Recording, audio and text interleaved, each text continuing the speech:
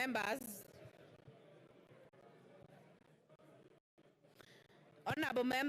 we are now in the Committee of the Whole House for the consideration of the Division of Revenue Amendment Bill 2024.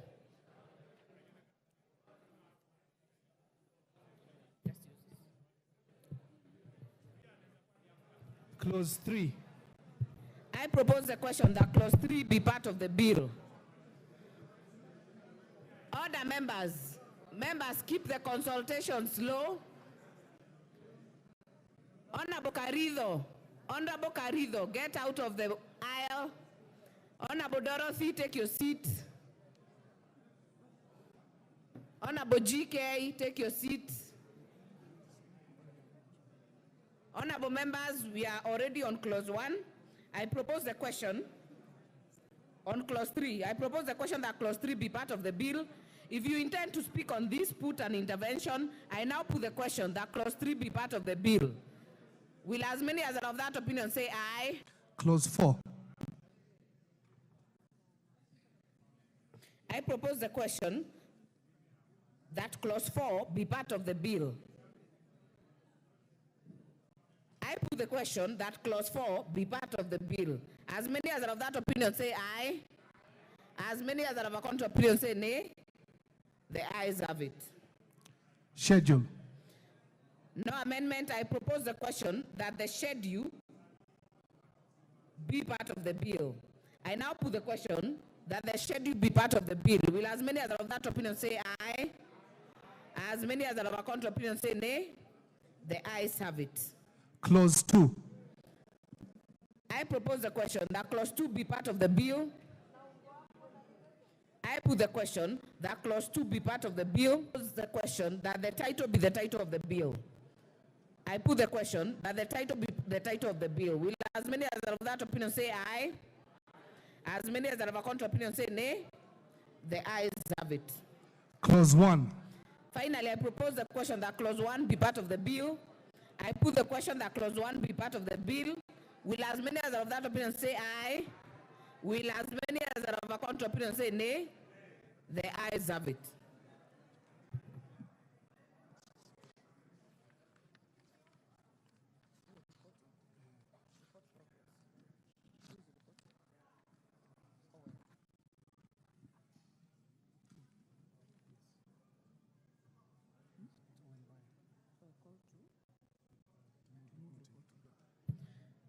Honorable members, we have come to the end of that Committee of the Whole. Mover, kindly move reporting. Honorable Owen. Honorable Chairperson, I beg to move that the committee do report to the House its consideration of the Division of Revenue Amendment Bill, National Assembly Bill number 38 of 2024, and its approval thereof without amendments. I therefore put the question that the committee do report to the whole House its consideration of the Division of Revenue Amendment Bill, National Assembly Bill number 38 of 2024, and its approval thereof without amendments. Will as many as are of that opinion say aye? Will as many as are of a contrary opinion say nay? The ayes have it.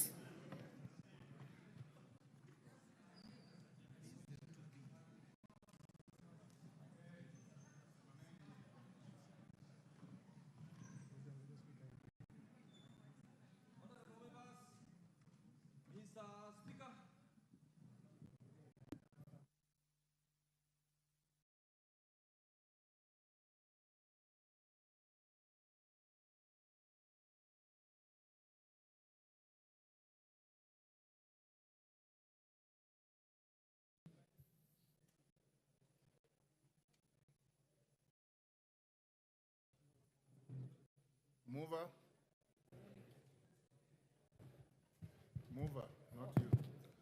Honorable Speaker, I beg to move that this House do agree with the report of the Committee of the whole House on its consideration of the Division of Revenue Amendment Bill, National Assembly Bill number 38 of 2024. I also request that the Honorable Junet Mohammed, he was able to, in a very good manner, exhibit to the country how he was inspired by Professor Ali Mazrui to pursue education having not performed well at KCSE or at high school level. And indeed, Honorable Speaker, I want to take this opportunity to commend not just Professor Ali Mazrui, but the latter-day Mazrui in Ali Hassan Joho, who has now also become a great inspiration to many Kenyans, Honorable Speaker. It is not every other Kenyan who sits examinations at KCSE level or at O levels and qualifies to join an institution of higher learning. But right from the example we were given of Professor Ali Mazrui to the Ali Hassan Joho of today, he's exhibited to our young people that many of our own constituents, Honorable Speaker, a good proportion and a good percentage of our own constituents sit KCSE and do not qualify to join university. That does not mark the end of your life. That not qualifying to join university at Form 4 should not mark an end to your pursuit to better yourself and for academic excellence. The Honorable Ali Hassan Joho exhibited to the committee that he is now pursuing a master's degree at Harvard University in the Kennedy School of Administration. And it's commendable, Honorable Speaker, and I want to commend the Honorable Ali Hassan Joho for not just being nominated, but also for exhibiting to Kenyans that he can also serve as an inspiration to younger Kenyans who should now know that you can get on a path for academic excellence, even having not performed so well at KCPE. Honorable Speaker, besides considering their CVs, the committee also invited the public to submit memoranda by way of written statements on oath or affidavits, as is stipulated in our Constitution and our laws, Honorable Speaker, in the Public Appointments Act, on the suitability of each of the nominees. Honorable Speaker, to this end, the committee received a total of 837 memoranda. And I must thank the many Kenyans who submitted this huge number of memoranda, and it tells you that indeed public participation was not superfluous, was not for the sake of it, that Kenyans in their numbers did submit written memoranda. However, Honorable Speaker, 123 of these were hand-delivered and 714 were submitted by email. Honorable Speaker, Section 6(9) of the Public Appointments Parliamentary Approval Act provides that any person may, prior to the approval hearing, by written statement on oath, provide the clerk with evidence. Honorable Speaker, it's important for members to note that, and members of the public also, that it must be written statement on oath or an affidavit and provide evidence contesting the suitability of a candidate to hold the office to which the candidate has been nominated. Honorable Speaker, out of the memoranda submitted, 181 complied with Section 6, subsection 9 of the Act, while 656 were not in the form of affidavits, hence did not meet the requisite threshold as per the law. Moreover, Honorable Speaker, out of the 656, some were actually in support of the nominees and therefore inadmissible because the law expects this Section 6, subsection 9, expects you to submit in written form and in the form of an affidavit evidence contesting the suitability, not supporting the suitability. So there are many Kenyans who wrote saying they support the appointment or they think this nominee and that nominee are suitable to hold office. A detailed analysis of the memorandum, Honorable Speaker, is contained in Chapter 3 of the report, and members can peruse to see that for themselves. It is also noteworthy, Honorable Speaker, to note that the affidavits were largely on the following issues. One was the dismissal from Cabinet by the President by Gazette Notice 8440 of 2024. Two, the allegations of corruption and abuse of power. Three, that the President appointing persons from the minority party should not have been allowed. And there were memoranda that was submitted on that basis. 4 is that the list of nominees did not comply with the 2/3 gender rule or gender principle. 5 is that the list of nominees did not reflect representation from special interest groups. 6 is that integrity issues and alleged violation of Chapter 6 of the Constitution, and lastly, alleged violation of Articles 103, 1E, and 194, 1E of the Constitution. Honorable Speaker, it is notable that all these issues, and members and the public will be able to see from the report, were exhaustive, these issues, Honorable Speaker. There is not a single issue of the 7 or 6 issues that I've mentioned here that have not been exhaustively, as you'll see in the report, been addressed, because we are obligated to do that by our own statutes, that we must address each of the issues that have been raised in memoranda. Honorable Speaker, additionally, 163 affidavits contested the nomination of 10 nominees on grounds that they had previously been dismissed from office, and hence they could not lawfully be reappointed to cabinet. Honorable Speaker, to this end, the committee observed that Articles 132, Sub-Article 2, and Article 152, Sub-Article 2 of the Constitution of Kenya vest the power to constitute the cabinet solely on the president. The committee also observed that the nominees were not dismissed under the provisions of Article 75(2) of the Constitution and were therefore not disqualified from holding any other state office. Honorable Speaker, that point was canvassed in committee, and I know even in other fora outside the committee, this matter has been canvassed. And it was a finding of the committee, Honorable Speaker, that any of the nominees who has not been dismissed pursuant to Article 75(2) is not excluded from being reappointed after dismissal by His Excellency the President, and I think that was important to be clear. True, Honorable Speaker, the word dismissal is in line with the provisions of Article 152(2). And members, if you read that article, you will see that the article says the President may dismiss or reassign cabinet secretaries. Therefore, there is no option under the current Constitution to suspend or to ask someone to step aside. He can only dismiss you or reassign you. And when the President chose, as is stipulated under Article 132, it is prerogative to appoint and dismiss cabinet. When he chose to dismiss, in the words that are stipulated in the Constitution, he was well within his powers to do that, Honorable Speaker.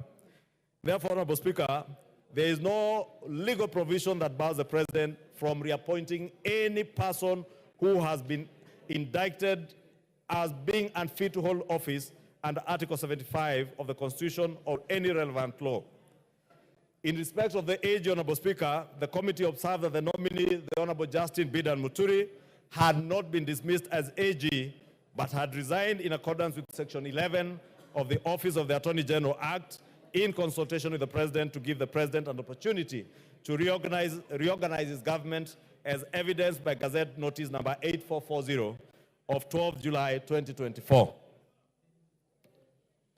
Honorable Speaker, the committee also conducted background checks on the nominees by seeking references from the Ethics and Anti-Corruption Commission on Ethics and Integrity, the Higher Education Loans Board on loan repayments for those who had gone through our public and private universities and funded from the Exchequer, the Directorate of Criminal Investigations on Criminal Records on each of the nominees, the Office of the Registrar of Political Parties on holding office in political parties, because as honorable members do know, not a single nominee who is being nominated to serve in cabinet should be holding a political party office.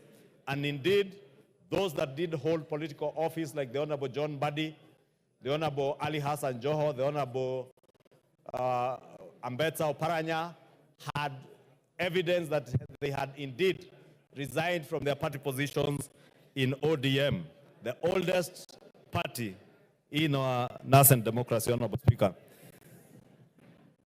Honorable Speaker, we also did get from KRA on tax compliance and the Commission of University Education on authenticity of academic certificates. And Honorable Speaker, it's important because I've seen many people doubting certain degrees that in each of the degrees that were submitted to the committee, the Commission for University Education ascertained that those degrees and degree courses that the nominees submitted before the committee are recognized in the Republic of Kenya as degrees.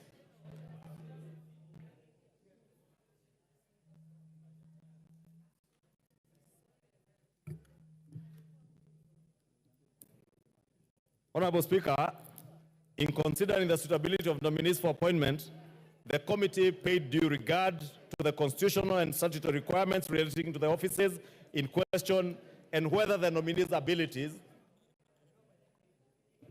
their experience, and qualities met the needs of the said offices. Further, Honorable Speaker, the committee was guided by the constitutional and statutory requirements, such as our national values and principles of governance, the conduct of state officers, specific qualifications for appointment as cabinet secretaries, leadership and integrity prerequisites.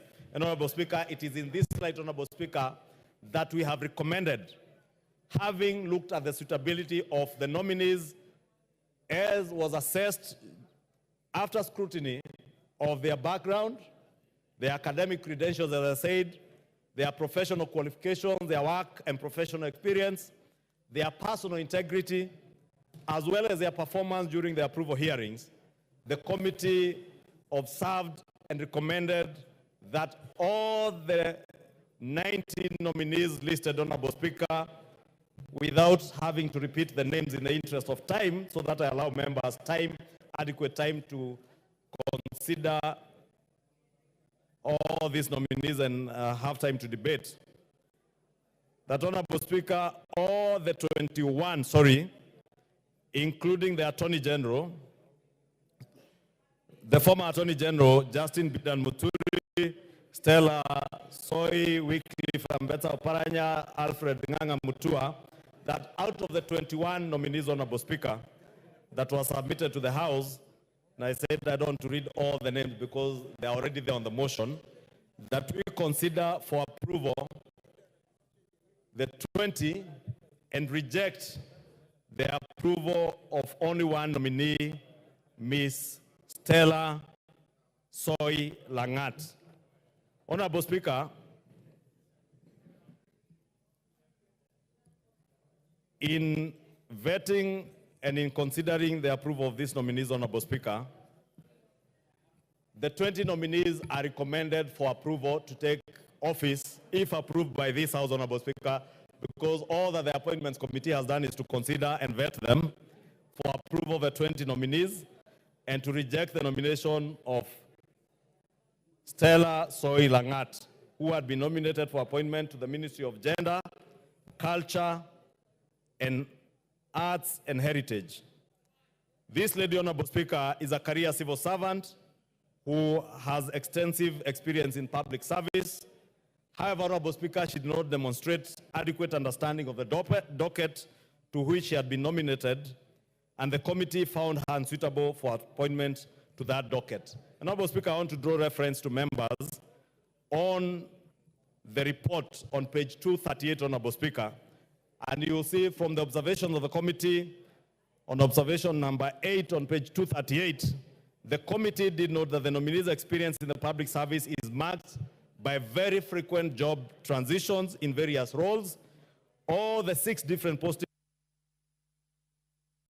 Give the majority leader 5 minutes. I was winding up, Honorable Speaker. I was saying that the nominee's experience in the public service was marked by very frequent job transitions in various roles. All the 6 different postings that the nominee has held do not require any long-term strategic planning. As a result, she has not become grounded in any specific leadership role in the public service. And therefore, it was the feeling of the committee that if you had a nominee like this serving in a higher office like that of Cabinet Secretary, she may not sit well to serve the public in a manner envisaged by our statutes and the expectations of the public. 2, Honorable Speaker, that the nominee under 9 failed to demonstrate adequate knowledge of topical administrative and technical issues touching on the Ministry of Gender, Culture and Arts and Heritage, to which she had been nominated. Honorable Speaker, those who are watching will remember a few of the unfortunate mentions of our honorable ladies without husbands, and this being a gender ministry, Honorable Speaker, it was a feeling of many people across the country that she may not sit well to address gender issues in that ministry. True, Honorable Speaker, that the nominee is unsuitable for the position to which she was nominated, as she was unable to respond to in a satisfactory manner to the queries raised during the approval hearing relating to gender, heritage, and culture. Honorable Speaker, I will also want to close, Honorable Speaker, by asking members that being nominated to this high office of a cabinet secretary is indeed a great honor. And Honorable Speaker, once members of the public or even members of parliament like the Honorable Andai, Honorable Mbadi, and even the former governors who have been nominated to serve in this high office of cabinet secretary have been nominated, it is our solemn duty as members of the National Assembly to vet all these nominees, check their suitability to hold office. There may be a feeling, Honorable Speaker, that this or that nominee may not sit well in a certain docket. But again, in line with Article 152(2) of the Constitution, the prerogative to reassign dockets is vested on the President. And Honorable Speaker, I know there are feelings that probably this particular person, his qualifications, his experience, would sit better in another ministry than the ministry they have been nominated to. And it was our feeling, Honorable Speaker, in the Committee of Appointments, that we do leave that to the President in his own prerogative to realign and reassign dockets as time may demand, and also as he may find fit in terms of where he wants to sit his nominees and his cabinet secretaries in an endeavor to deliver to the people of Kenya. Therefore, Honorable Speaker, in conclusion, on behalf of the committee, allow me to thank all the nominees for offering themselves to serve the country. And in the words of Martin Luther King Jr., who once said that life's most urgent question is what you are doing for others. As leaders, Honorable Speaker, we should always be guided by what is best for the people of Kenya. The House is mandated to either approve or reject nomination for appointment based on suitability, and the outcome can be either an approval or rejection. An approval simply signifies a committee established that a person is suitable for the office to which he has been nominated. In the same lens, Honorable Speaker, a rejection. Honorable Speaker, Order, members. Order. Kiborek. Honorable Speaker, I was saying, in the same lens, a rejection only connotes a person's unsuitability to the office to which he or she is being nominated, and is in no way an indictment of the capability or competence of a nominee to perform other responsibilities. I say this, Honorable Speaker, with all due respect to the nominee, Ms. Stella Soy, that her rejection is not an indictment in any way of her capability or competence to perform other responsibilities. It is only her suitability to hold the position of Cabinet Secretary for Gender. And therefore, His Excellency the President has the prerogative to nominate her into any other position other than that position that she had been nominated for. And the President is also has the prerogative to nominate another person from the same region, the same area, the same village. Give him 2 minutes. I would encourage the President to nominate another equally qualifying candidate from the same region, the same place, and as I said, with requisite experience and qualifications to serve someone suitable to serve in that office. Honorable Speaker, with those many remarks, I now beg to move and ask all of you honorable members, all of you, in one accord, to support this report where we all put in a lot of man hours up to late this morning, Honorable Speaker, when we adopted this report, having considered all the issues that came before the committee. And I am confident once approved, this new cabinet and those that will be vetting this Friday, and if we adopt this report as it is, when a replacement for this lady is nominated and vetted, we'll have a cabinet that, in the words of Martin Luther King, will serve the people and will look at what they can do for others, not for themselves, Honorable Speaker. I beg to move and take this opportunity to ask all of you to support this report, as I request my counterpart and my good friend, the Honorable Junet Mohammed. I don't know whether he's now the minority whip or the incoming leader of minority, the Honorable Junet Mohammed, to second. Thank you, Honorable Speaker. Thank you, Mr. Speaker, for giving me an opportunity. Mr. Speaker, from the onset, I stand to second the motion, Mr. Speaker, for the approval of the nominees. And Mr. Speaker, also support the motion, because, Mr. Speaker, this is, as you said earlier, constitutional responsibility of this House to make sure that this country has a cabinet secretary, Mr. Speaker. As you are aware, Mr. Speaker, previously, before this constitution, the president used to appoint cabinet ministers as he wishes and dismiss them as he wishes, Mr. Speaker. But now, under this new constitution, there is a requirement, constitutional requirement, that any nominee that has been brought by the president must be approved by this House. And today we are here, Mr. Speaker, exercising that constitutional mandate. And that's why I want to urge my colleagues to take this matter of the approval very serious, Mr. Speaker. The confirmation of cabinet nominees, Mr. Speaker, is not just a procedural, Mr. Speaker, formality, but it's a vital process that shapes the trajectory of the governance of our country, Mr. Speaker. Mr. Speaker, long time, and you are a veteran politician as you are a lawyer. Mr. Speaker, the president used to nominate anybody if he feels like. Whether you are academically qualified, whether you have the experience, doesn't matter. Even if you have never stepped in a classroom, Mr. Speaker, the president has the prerogative to appoint you as a minister.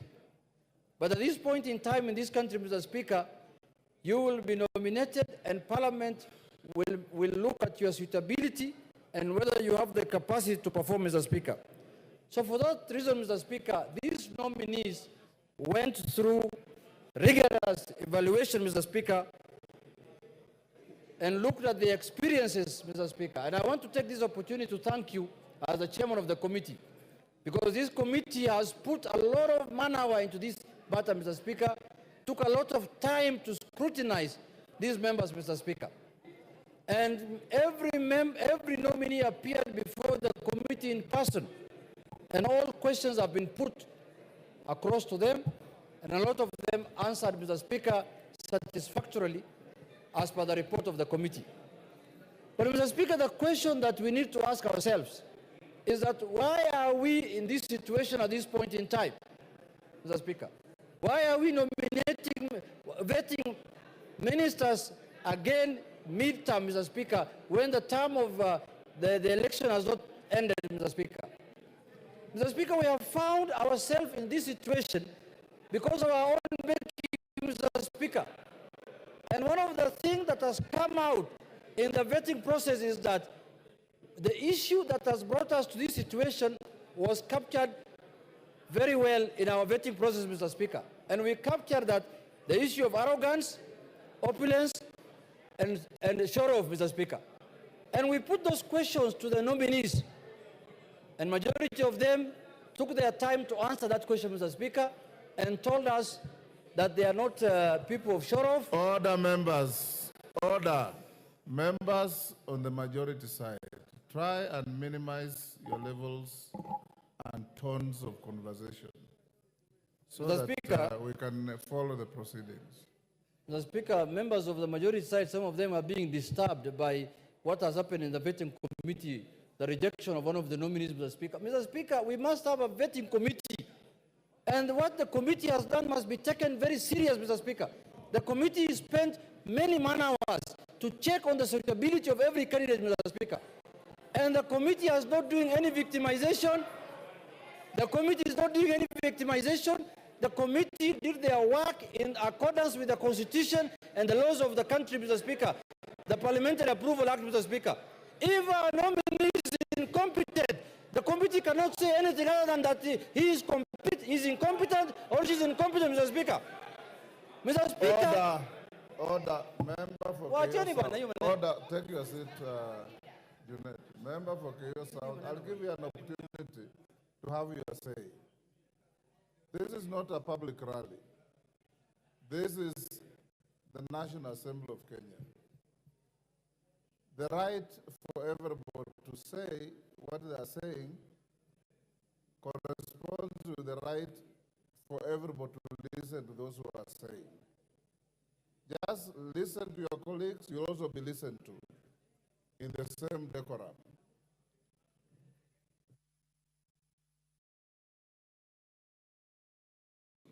Mr. Speaker, when we say as a committee that someone is not suitable for this job, we are not imputing any improper motive of that person, Mr. Speaker. We are just saying suitable for this job, he can do another job elsewhere, Mr. Speaker. And Mr. Speaker, we are not here in this National Assembly to defend and protect anyone. We are just here to say the truth as it is, Mr. Speaker. So, Mr. Speaker, I want to say that the committee found majority of the nominees to be suitable for the job they have been given. Mr. Speaker, it is this House that can hold people accountable. We cannot hold members accountable outside this House, Mr. Speaker. It is our constitutional mandate to hold people accountable here, Mr. Speaker. What is the point of sending someone to a job and after a year and 2 years again, you have to recruit again afresh, Mr. Speaker, like what is happening now, Mr. Speaker? We must take our job very serious this time because the ministers that we vetted at the beginning of this term were assumed that they are going to finish their term up to the election, Mr. Speaker, but they couldn't do. Out of 22 cabinet ministers who are in office, almost over 10 of them are not in office as we speak today, Mr. Speaker. 10 of them are at home. Give him another 5 minutes. More than half of the cabinet that was vetted by this House, Mr. Speaker, at the beginning of the term are at home. They have all been dropped because of reasons, incompetency, and other issues. So, Mr. Speaker, it is the prerogative of this House to decide who is going to be approved and who is not going to be approved. But we must take the report of the committee very serious because the committee did public participation. They interviewed the nominees, they listened to them, they looked at their CVs, they looked at their compliance documents, they looked at their physical appearance, they looked at their, mental, everything, Mr. Speaker. So, Mr. Speaker, I urge this House, let us not belittle the report of the committee. The committee report is as important as what we are going to decide here, Mr. Speaker. Mr. Speaker, the other issue I want to say is that we looked very much on the issue of integrity and accountability, Mr. Speaker.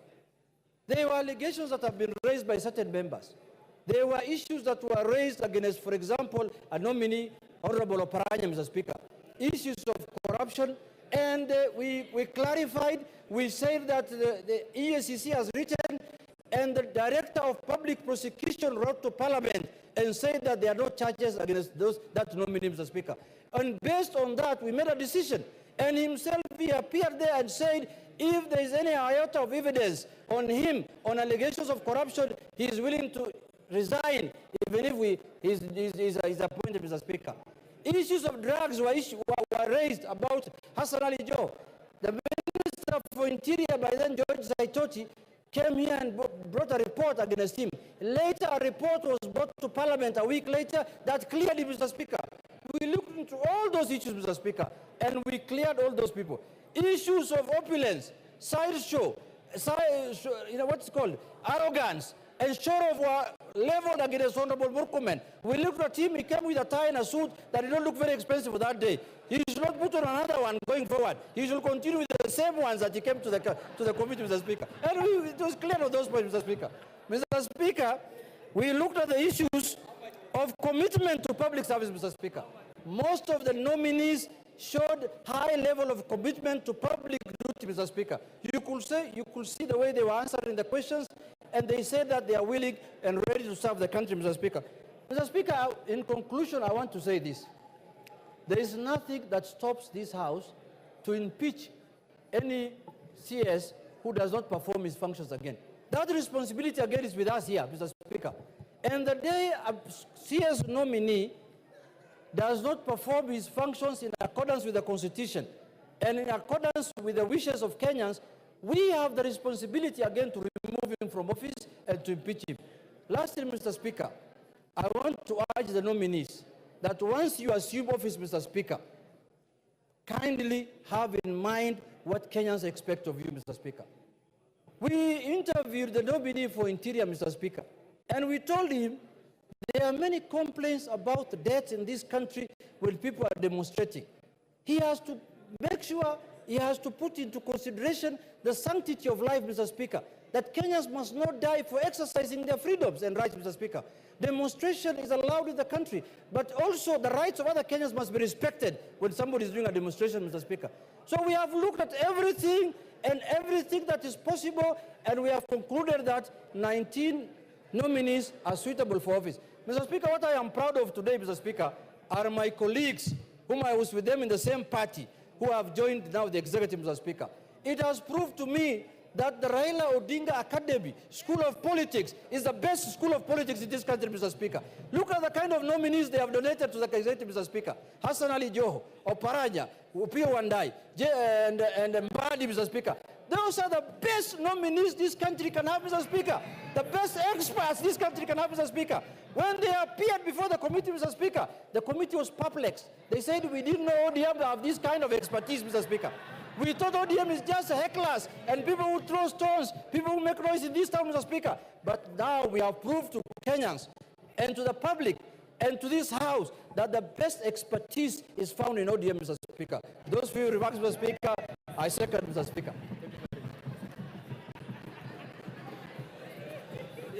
Order. Honorable members. Order. Take your seat.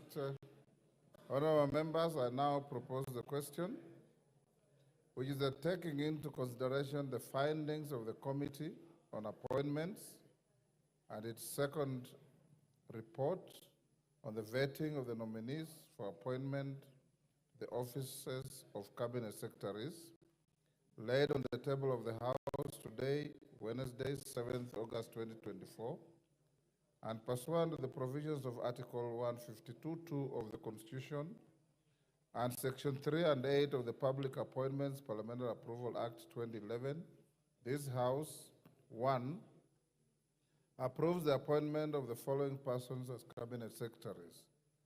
Honorable Professor Kithure Kindiki, EGH, Ministry of Interior and National Administration. We are not calling a vote. I'm proposing a question. Dr. Deborah Mulongo Barasa, Minister of Health. Honorable Alice Wahome, EGH, Minister of Trade, Public Works, Housing and Urban Development. Mr. Julius Migos Ogamba, EBS, Minister of Education. Honorable Rosalinda Soipan Tuya, EGH, Minister of Defense. Dr. Andrew Muhia Karanja, Minister of Agriculture and Livestock Development. Honorable Aden Bare Duale, EGH, Minister of Environment, Climate Change and Forestry. Mr. Eric Murithi Muga, Minister of Water, Sanitation and Irrigation. Mr. Davis Chirchir, EGH, Minister of Roads and Transport. Dr. Margaret Nyambura Ndungu, Minister of Information, Communication and the Digital Economy. Honorable John Bandi Ngongo, EGH, the National Treasury and Economic Planning. Honorable Salim Mvuria Mugala, EGH, Cabinet Secretary, Ministry of Investment, Trade and Industry. Ms. Rebecca Miano, EGH, Cabinet Secretary, Minister of Tourism and Wildlife. Honorable James Opio Wandai, EGH, Cabinet Secretary, Minister of Energy and Petroleum. Honorable Onesimus Kipchumba Murkomen, EGH, Cabinet Secretary, Minister of Youth Affairs, Creative Economy and Sports. Honorable Ali Hassan Ali Joho, EGH, Cabinet Secretary, Minister of Mining, Blue Economy and Maritime Affairs. Honorable Dr. Alfred Nganga Mutua, EGH, Cabinet Secretary, Minister of Labor and Social Protection. Honorable Wycliffe Ambetsa Oparanya, EGH, Cabinet Secretary, Minister of Cooperatives and Micro, Small and Medium Enterprises, MSME Development. Honorable Justin Bedan Njoka Muturi, EGH, Cabinet Secretary, Minister of Public Service and Human Capital Development. And Roman 2 rejects the appointment of Ms. Stella Soy Langat as the Cabinet Secretary, Minister of Gender, Culture, the Arts and Heritage.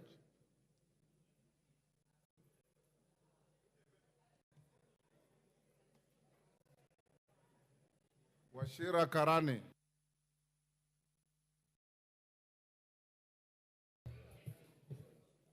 Thank you very much, Mr. Speaker. It's called to speak. You have all agreed to talk for 3 minutes. Correct. So compose your thoughts and deliver your point in 3 minutes. Thank you very much, Mr. Speaker. I want to support the report by the committee on the nominations of various persons to the cabinet. I am particularly impressed, Mr. Speaker, by the first candidate, the nominee for internal security. I want to declare here in this parliament, I come from Laikipia, where in the past we have been having a lot of incidents of insecurity. Our people have been living in hell. But since that person was appointed cabinet secretary in 2022, he has calmed the area. In my area, Mr. Speaker, people used to be killed, animals stolen, women raped, others maimed, but things have changed. I'm sure even the members who come from North Rift will agree with me that things have changed in our region. This is one cabinet secretary, Mr. Speaker, who speaks very little, but does a lot. In the past, our previous government, we had in a similar position somebody who was very, very boastful. He would talk a lot, he would shout, but eventually he was doing very little. Today things have changed. I remember some. I pray this amendment be made. Otherwise, I'm grateful.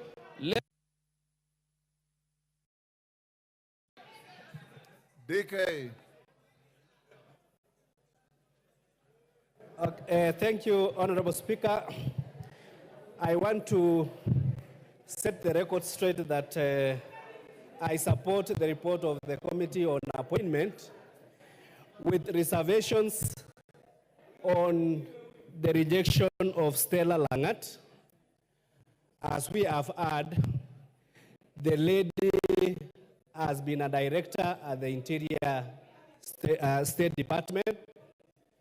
And the fact that maybe during that day, she didn't wake up properly so that she can be able to answer the questions does not necessitate us negating, because I also followed her very closely, and I can tell that she spoke very good English, and she never spoke Kalenjin throughout the interview. So I want to urge this House. That as we support our men and women who will be our cabinet secretaries by tomorrow, let us bring an amendment so that the way we supported CS Malonza, we also seek the indulgence of this House so that we can be able to save this very beautiful soul. Because in our Kalenjin culture, they say that during an initiation ceremony, when a young man or a young woman just comes uninvited and he sees the ceremony, then it follows that she or he has to be initiated. So I also dare say that given that this beautiful lady has seen the ceremony, let us allow her to serve, and from the service, we can determine whether she is able to serve or not. As I finish, I want to support the nominees, especially my chair for PAC, Honorable Mbadi. Order, I know order, DK, there's a point of order from Wamumbi. Thank you, Mr. Speaker. Mr. Speaker, I want Honorable DK to clarify whether he is supporting the lady because she is beautiful or whether he is supporting her because of her capacity. Thank you, Mr. Speaker. I think the lady, I know her, she has a very beautiful brain, she is elegant, and she can perform. So, so as I finish, I know my friend Honorable Mbadi, Chirchir, Honorable Murkomen, and all the other nominees are going to perform wonders. The only thing we urge the CSS, let them avoid opulence as much as possible, because that is one of the issues that the Gen Z raised, and we don't want to see it going forward. Thank you very much. I support the committee's report. Naisula Lesuda.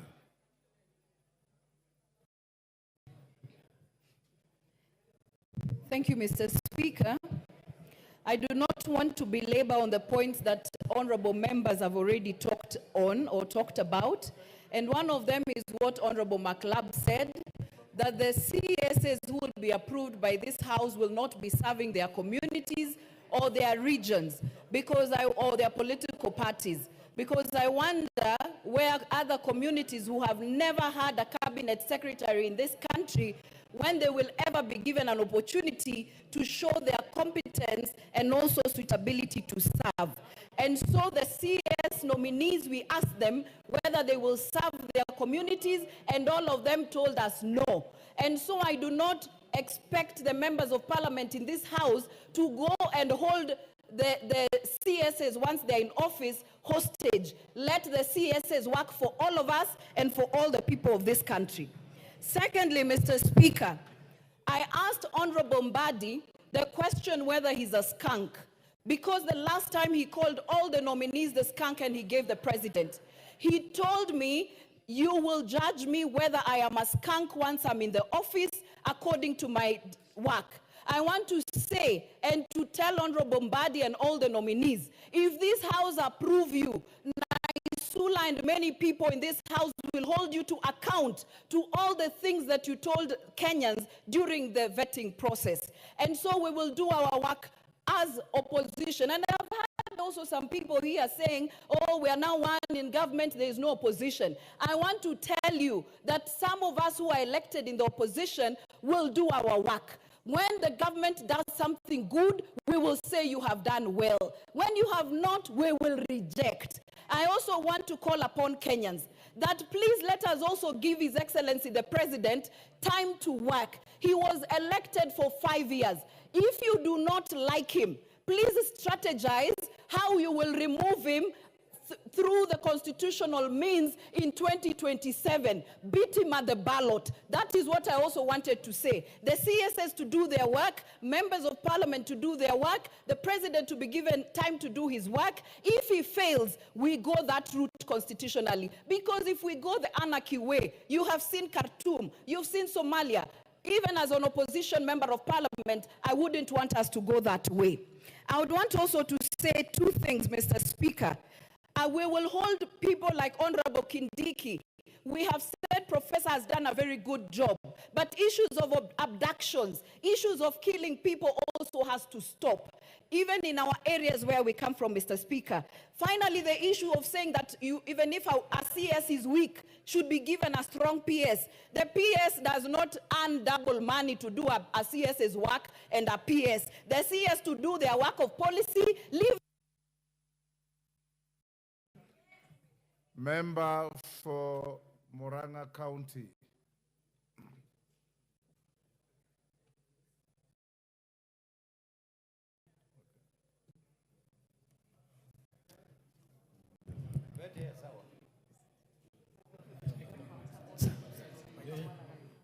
Give the mic to Betty Minor. You are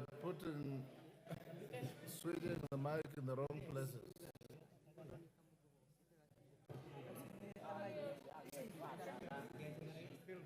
Clark, what's the problem? Thank you, Mr. Speaker. I rise to support the nominees, but Mr. Speaker, this time round, we have to be very, very clear as Parliament. We have not come to support leaders, to support regional politics and to support regional development, but to support every Kenyan at the national level. Mr. Speaker, we have had a problem of supporting leaders in this nation, and then the retreat in political and regional cocoons, supporting ethnic politics, and it has been a problem to all of us. Mr. Speaker, allow me to single out one Professor Kidura Kinduki. In the past, I have not been his great fan, but recently, I am one of his greatest fans. Professor Kidura Kindiki expressed a lot of wisdom and a lot of brains when he was doing his interview, Mr. Speaker. Previously, he did a lot of work to support this government, and he has been on record. He's not a regional leader, but he's a national leader. Mr. Speaker, we want to urge that this Parliament, we are a national Parliament, and we can only support national leaders, but not regional leaders or leaders who want to retreat to village cocoons. So, Mr. Speaker, I rise to support the nominees. Thank you. Thank you. Makali Mulu.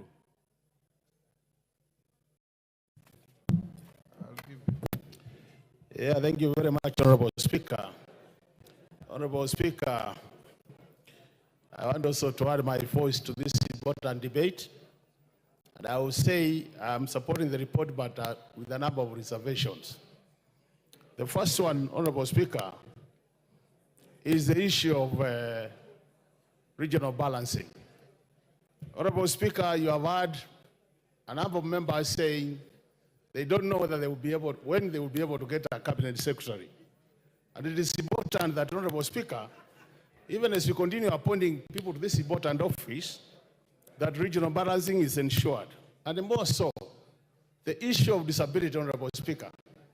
I was very keen looking at who's been vetted, and I still think as a country, we have a lot to do in the area of disability, Honorable Speaker.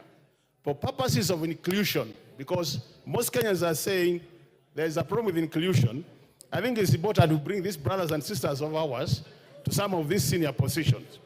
The other issue, Honorable Speaker, which I want to mention, Honorable Speaker, I've looked at the report very quickly, and the comments by the DPP and the comments by the EACC, Honorable Speaker, to me is a bit worrying. That the DPP comes and says he has no case with a particular nominee, but the EACC says they have an issue. These are departments of the same government. Honorable Speaker, there is no way both of them can be saying the truth. One must be saying the truth, the other one must be lying to Kenyans. And it is important, Honorable Speaker, when these cases come up to a FETI committee like what you are chairing, Honorable Speaker, that we allow time to sort out these issues. Kenyans are not stupid to believe one office and not another one. When the DPP says he has no case to answer, and the ACC says they have a case to answer, it's a problem, Honorable Speaker. Honorable Speaker, the other matter is, we have gotten some members of the minority being appointed to the majority. Honorable Speaker, the truth of the matter is, we cannot have the majority being also in the minority. If you decide to be in the majority, please switch from the minority so that we improve oversight of this House. Honorable Speaker, it's not going to make sense to have watchdog committees of this House being chaired by people who claim to be in the minority when we know they are in the majority, Honorable Speaker. So, Honorable Speaker, it is very important that we get these things right. The issue of wealth declaration, Honorable Speaker, I've seen a number of members saying appreciation of property and assets. Honorable Speaker, it is very important that such matters, we do much more work to determine how this wealth changed over such a short time, Honorable Speaker. I was asking myself, if I worked for 30 years and I've made 200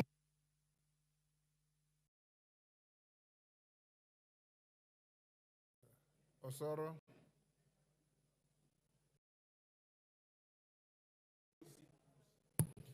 Thank you very much, Honorable Speaker. Honorable Speaker, I also rise to support the report by the committee.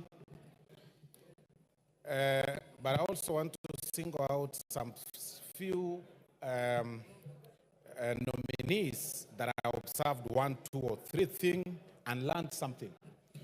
Honorable Speaker, the nomination of the Honorable Ali Hassan Joho is an inspiration to so many young people out there who may have lost hope. That it really doesn't matter where you come from, how you scored in the grades that you got in high school. If you persist, and persevere, you will achieve your dreams. So, Honorable Speaker, this really should be a great inspiration.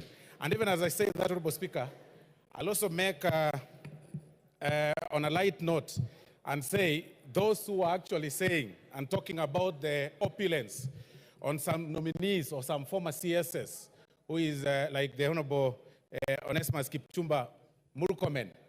I don't know how you'll talk about the Honorable Ali Hassan Joho, who also has a taste for good things.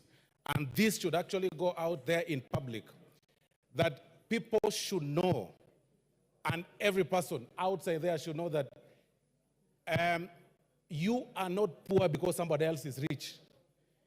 You can actually learn something from a person instead of actually feeling bad that, okay, you are wearing this shirt or you are having a very expensive watch, you are putting on a very expensive watch because you took my money. Which money?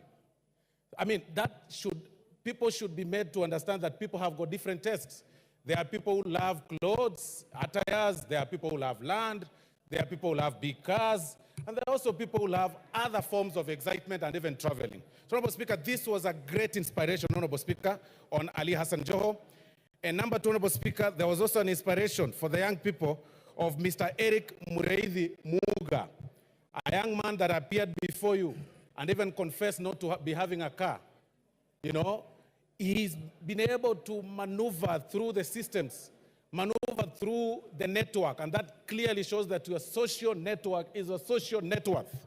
And today, and I believe that when he gets his first salary, he'll be able to acquire himself a car. So this is a great inspiration. And finally, Honorable Speaker, I'm also very excited by the nomination of Mr. Julius Migos Ogamba. Before he appeared before your committee, Honorable Speaker, in the corridors of Parliament, members were saying that ministry possibly required a career educationist. But the confirmation of his performance truly confirmed that this is a person who is competent to what he was actually appointed. Give him a minute and wind up.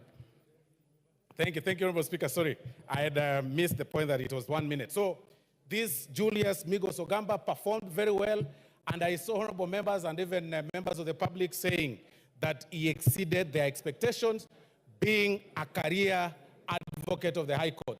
That again shows that advocates are all round. They can actually do anything. You can be like you've seen Professor Kithure Kindiki and so many others, Honorable Speaker. So, Honorable Speaker, I really want to support this and also tell the nominees that once they assume office, not to make themselves some demigods, not to, develop what we call in basic language big heads, by pride and everything. Find a way to relate with every person and serve Kenyans, and this House will keep them in check on every action that they're gonna take while serving in office. I support Honorable Speaker. Thank you. For Bumula. Thank you, Honorable Speaker, for this opportunity. And I will start by encouraging my colleagues that our role as members of parliament is oversight. And we oversight as a house. We don't oversight as part of us. So it's really sickening when some members want to think they are in government or they are not in government. Honorable Speaker, we as a house, ours is to oversight. Not to forget what caused all this is that we had a cabinet that was not able to perform its duties. We had a cabinet that let the president down. We had a cabinet that let Kenyans down. And it gave an opportunity to the president to have a new cabinet, which we hope it's going to help him to serve Kenyans better. Honorable Speaker, we will continue oversighting because it's our responsibility as a house. Some of the colleagues that have joined the cabinet are members of this house. We expect nothing but performance. We expect nothing but good manners. Kenyans expect more, that they perform. They've been here, they know things that have been hurting Kenyans, that they go and perform and do good to Kenyans. That was a wake-up call for all of us, that Kenyans are still angry. I urge the President of the Republic of Kenya to continue doing more in ensuring that every other Kenyan must feel comfortable to live in Kenya, by ensuring that we have regional balance, by ensuring that every Kenya, it doesn't matter where they come from, but they must feel part and parcel of this country. And I want to congratulate my minority leader, Honorable Pio and I want to congratulate Honorable Mbadi. I want to congratulate Honorable Joe. I want to congratulate my big brother, Honorable Paranya, and my sister, the Minister for Health, if we are going to approve them, that I know that they can do a good job.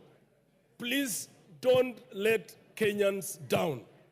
Honorable members, Kenyans out there are still watching us, are still looking at us to ensure that we continue oversighting this government so that we can have a better country for all of us.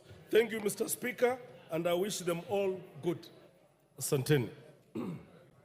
For Garsen and of Bura.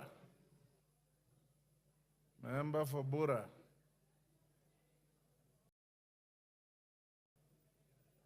Give him the mic. Thank you, Honorable Speaker, for giving me this opportunity to add my voice onto this very important motion. Honorable Speaker, I want to single out some of the nominees who are before this House today. I want to start by one Honorable Eden Duale, who is a role model to some of us. He was is the area member of Parliament for Ruto'S when I was completing my high school. And we met in this August House while we are both representing our great people. He's a man who has served and who has truly shown his abilities. We are proud of him, and we are sure that he's going to serve the nation as his position as the CS in charge of environment, forestry, and mining. I want to also congratulate Honorable John Buddy, who happens to be my chair in Public Accounts Committee. It has never been in doubt his abilities, his skills and expertise in ensuring that he be the driver and steers the country in good direction. I wish him well. I also wish to take this opportunity also to congratulate Ali Hassan Joho, our regional kingpin as well. It is an inspiration to many of us that somebody who got an... Yes, Betty Maina, as your point of order. Member for Bura, take your seat. Give the... Why are you malfunctioning? Not here to Mr. Speaker, we are not here to pass regional kingpins. We have been having a problem of passing leaders, and then they retreat to regional politics, regional development, or village cocoons. We are here to pass regional, national leaders. So I want him to withdraw regional kingpin. And apologize on that point or not on that order, on point of order. Yes. Mr. Speaker, I beg to reject and continue with my contribution. Hold on, Bura. Mheshimiwa Spika, nataka nimkosoe pia dadangu Mheshimiwa Betty akisema regional kingpin. Huyo ndio yuko ni kingpin, hajasema kuwa hawezi kufanyia kazi Kenya nzima. Atafanyia Wakenya wote, lakini ifahamike Hassan Ali Joho ndio kingpin wa Coast Region na kule North Eastern yote. Asante sana Mheshimiwa Spika. Order. Member for Bura, carry on. Yes, thank you, Honorable Speaker. I wish to conclude my contribution by saying that we support the nominees, and it is in our diversity, our regional background, that our strength lies in that. We are not saying that once somebody is a nominee from a certain area, he serves only that area. He will serve the Republic of Kenya. We are proud of them, we are supporting them, we are wishing them well, and some of the nominees personally interacted. Somebody like the CS for Interior, Cabinet Secretary, his background being a lawyer, but he has performed exemplary in that docket. He has done well. He has ensured that all the problems within our regionals and our boundaries have been contained. And I wish, and I also want to thank the appointing authority, His Excellency the President, for listening to Kenyans and ensure that he enhances this broad-based government where people are not looked at the lenses of regional and ethnic background, but they are given an opportunity because of the expertise and the skills that they have. I am sure, I don't have any iota of doubt, that all the nominees who have been given those positions, if passed by this House, will serve diligently and will be Kenyans and not regional cocoons and regional kingpins, but will ensure that they have performed. And we are here to support them and wish them well. Thank you, Mr. Honorable members, before I give the next, I want to acknowledge in the public gallery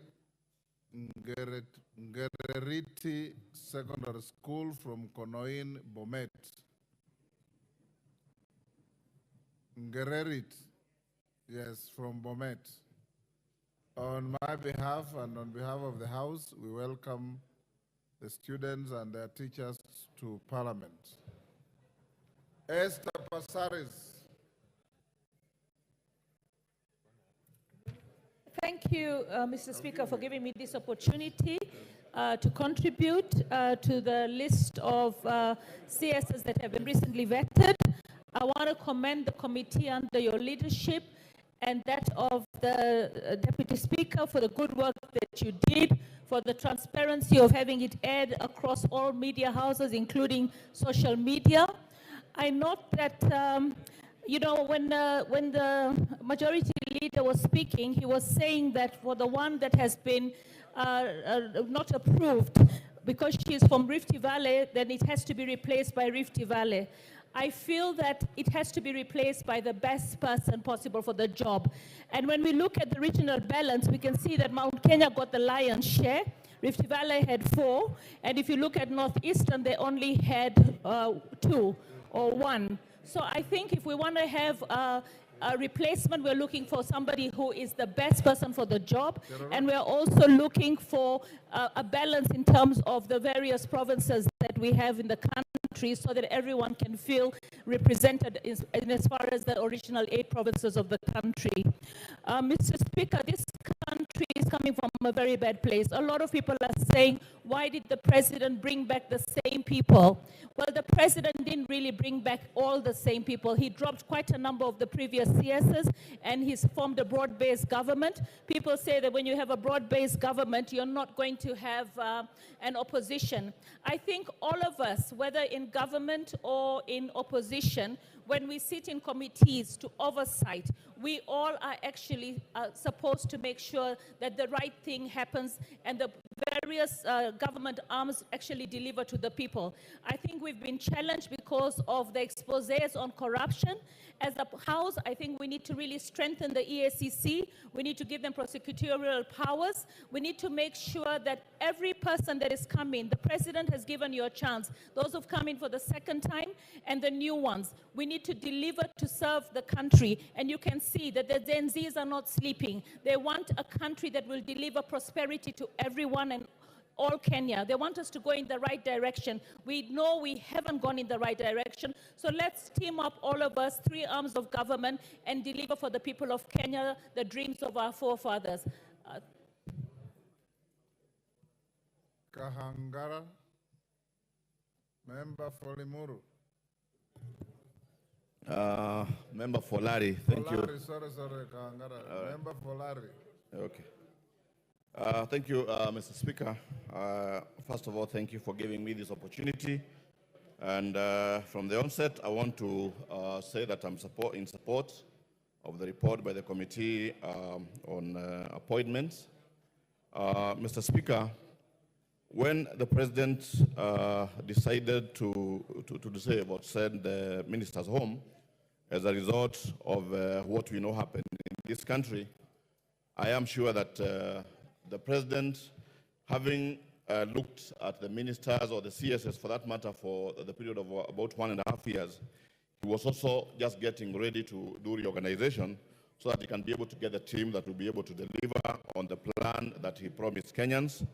And with that, I want to congratulate him for the CSS, some of them who were reappointed, CSS who we have already seen that they did very, very well in their various ministries. And I can single out ministers, for example, Chilchil, who was in the Ministry of Energy, and he has done very well in terms of electrification within the country.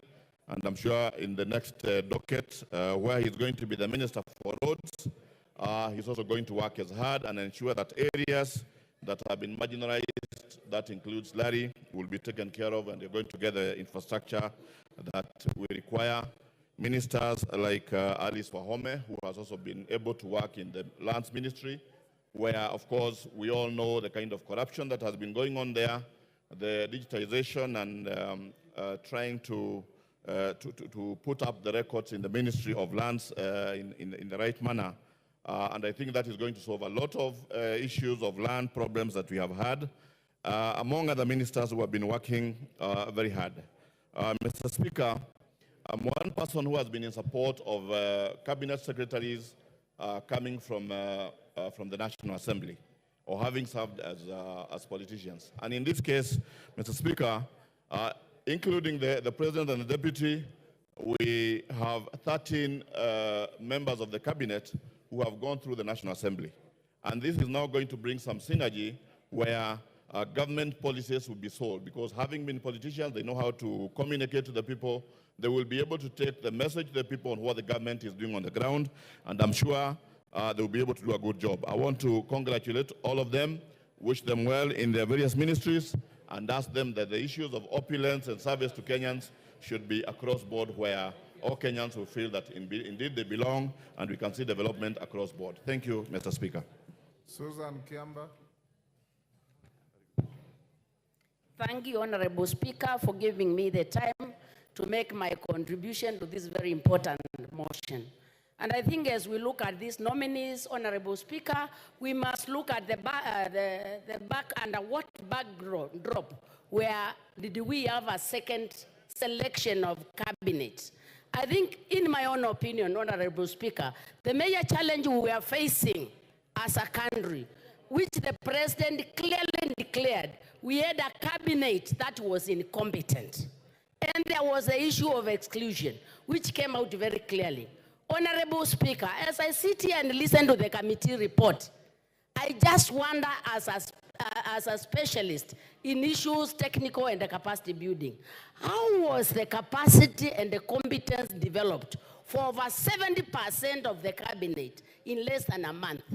So I really feel very, very cheated as a member of parliament with the fact that within less than a month, people did not have competence, 70% of them gained competence. So I really want us to explore the tools. Honorable Speaker, my concern is we need to explore the tools. Order, Susan. Honorable Susan. Yes, Alicia? Thank you, Mr. Speaker.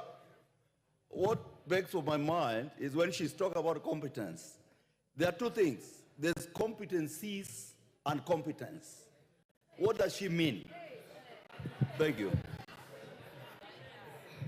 Honorable Speaker, I am not apologizing. I'm not an Englishman, neither a woman. I'm a Kamba, and I know he understands his competence.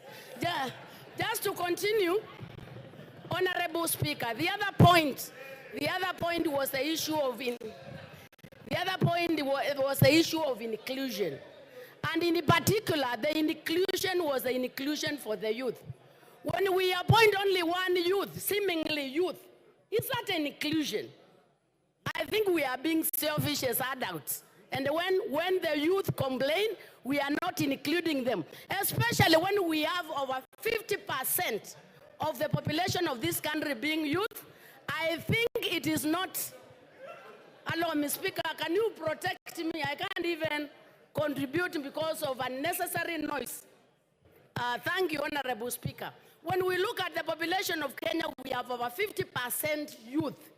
When all the old men and whatever, women are few, get all the cabinet slots, are we genuinely? I think that is still exclusion for the youth. I don't see inclusion in that. Secondly, Honorable Speaker. Order, Susan, there's a point of order from Owen Bayer. I breathe. You know, Honorable Speaker, listening to Susan, she says that 80% of the cabinet has no competence, whichever it is, competences or what. Then she comes and tells us that we are being selfish because we did not nominate youth. The youth that, in her words, actually do not have the competence. So that contradiction does not speak for the Kamba community. They have higher competencies than that. Understand his point because I stated very clearly. The President declared himself and said he is disbanding the cabinet because he's incompetent. When 70% comes back, it is assumed they have developed competence. I'm just wondering what tools were used to check that competence that within a month came up. I am feeling this was more political manipulation than actually what we are looking for as Kenyans. Time up. Women rep for Tarakaniti.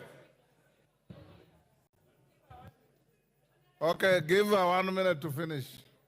Honorable Speaker, and this is among the few dissenting voices which have not been given time. Honorable Speaker, I think I have been into an integrity class, and integrity does not mean the law, you must have been accused in law. Even when people doubt you and what you stand for, matters trust is an integrity issue. We have a case where somebody was accused by ESEC that he was corrupt. And the people brought evidence that there was that. Even that doubt in itself, chapter 6 of our constitution, that person is already disqualified. The last one, what I see is political manipulation of joining numbers of UDA and the ODM to get a super majority, but not a genuine concern to give Kenyans competence. Thank you, Honorable Speaker. Go on. Okay, thank you, Mr. Speaker, sir. Thank you, Mr. Speaker, sir, for giving me a chance to contribute to this very important motion. Mr. Speaker, sir, first of all, I want to thank the committee on appointment for banning their midnight oil and bringing such... Order. Order. Honorable Susan, when you spoke, you are listened to. Also listen to others. Go on. Thank you, Mr. Speaker, sir, for protecting me. I'm thanking the Committee on Appointment for finding time and banning the midnight oil, Mr. Speaker, sir, and bringing to us this list brought to us by Mr. President. Mr. Speaker, sir, I thank the President for considering almost everyone. What I'm finding mostly in this list is inclusivity. The President considered social class, the President considered the region, the President considered different backgrounds, and Mr. President considered gender and youth. Mr. Speaker, sir, this list shows people with a great integrity. I want to congratulate mostly Professor Kidore Kedeke, a gentleman that I've known for the last over 30 years, since his early childhood, Mr. Speaker, sir. A very selfless man, a very committed man, a very dedicated man, and I wish and pray that even the other nominees, if approved by these honorables, will follow his steps.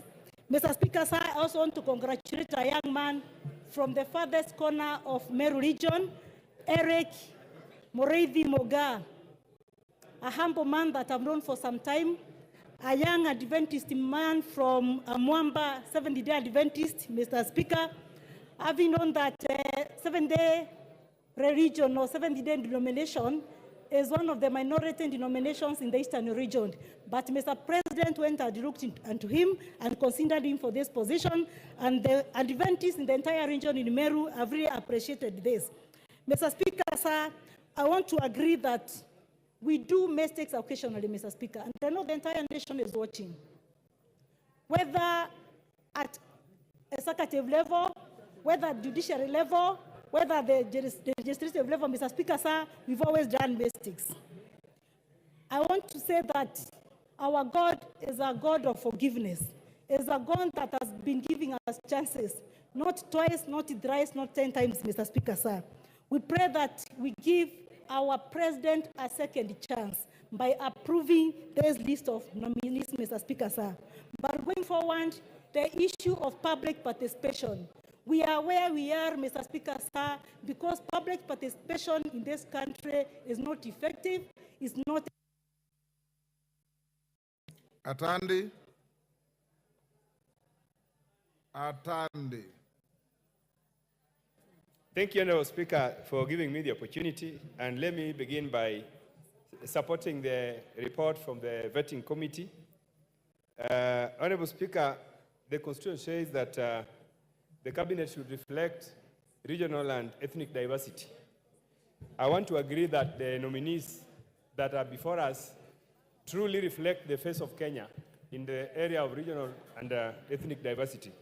Honorable Speaker, I am one of the people who prodded the president to make certain appointments, and I'm happy that my friend John Badi is going to be the Cabinet Secretary for Treasury.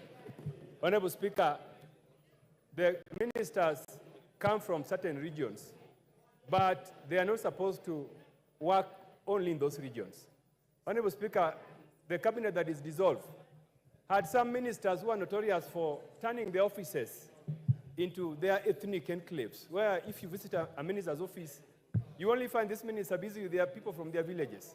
I want to urge the new ministers who are coming on board that even though you come from a particular region, you must understand that you are going to serve the people of Kenya. Yes. We had one from my region, Honorable Speaker, that every weekend you would find him distributing relief food from each village to the next.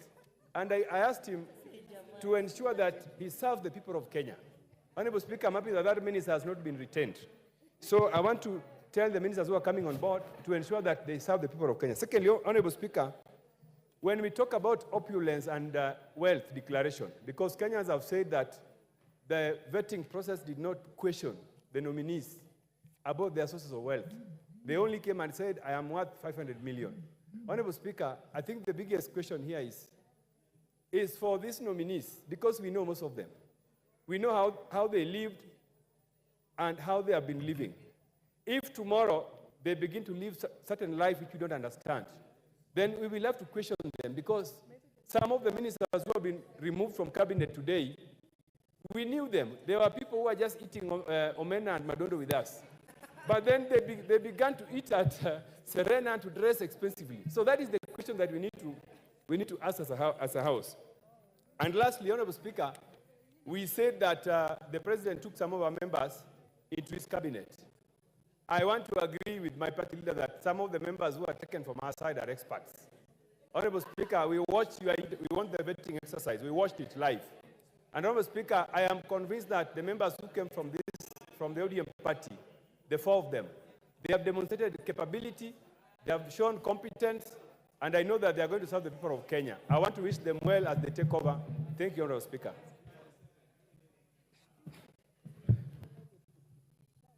Bowen. Finally. Thank you, Mr. Speaker, for giving me this opportunity to support the committee report. And Mr. Speaker, I want to... Honorable Bowen, as you speak, members, because of the interest being overwhelming, can I encourage you to speak for 2 minutes? 2 minutes. Starting with Bowen. Thank you, Mr. Speaker, for giving me this opportunity. And I want to start by saying I want to support the committee recommendation, Mr. Speaker, on all the cabinet secretaries, Mr. Speaker. Mr. Speaker, I want to specifically talk about the Honorable Kindiki, who has really worked hard in Kerio Valley to make sure that we have a peace in Kerio Valley. Though, Mr. Speaker, we still have some challenges of insecurity in Kerio Valley. Mr. Speaker, I want also to thank the Honorable, His Excellency the President, for nominating again or reappointing Murkomen.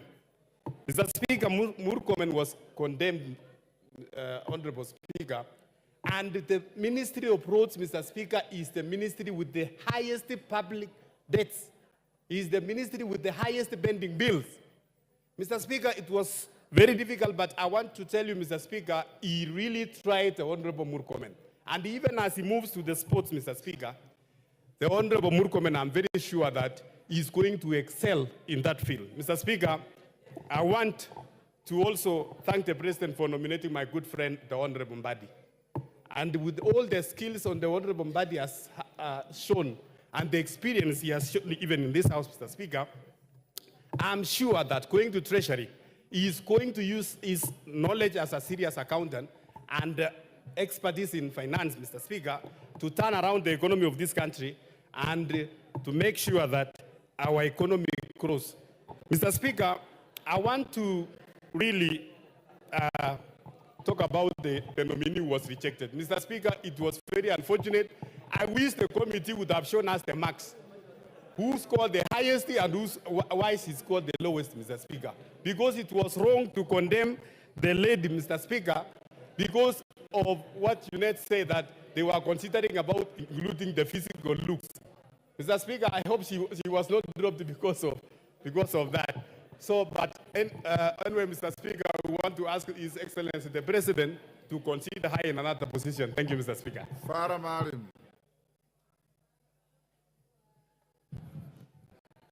Mr. Speaker, thank you very much.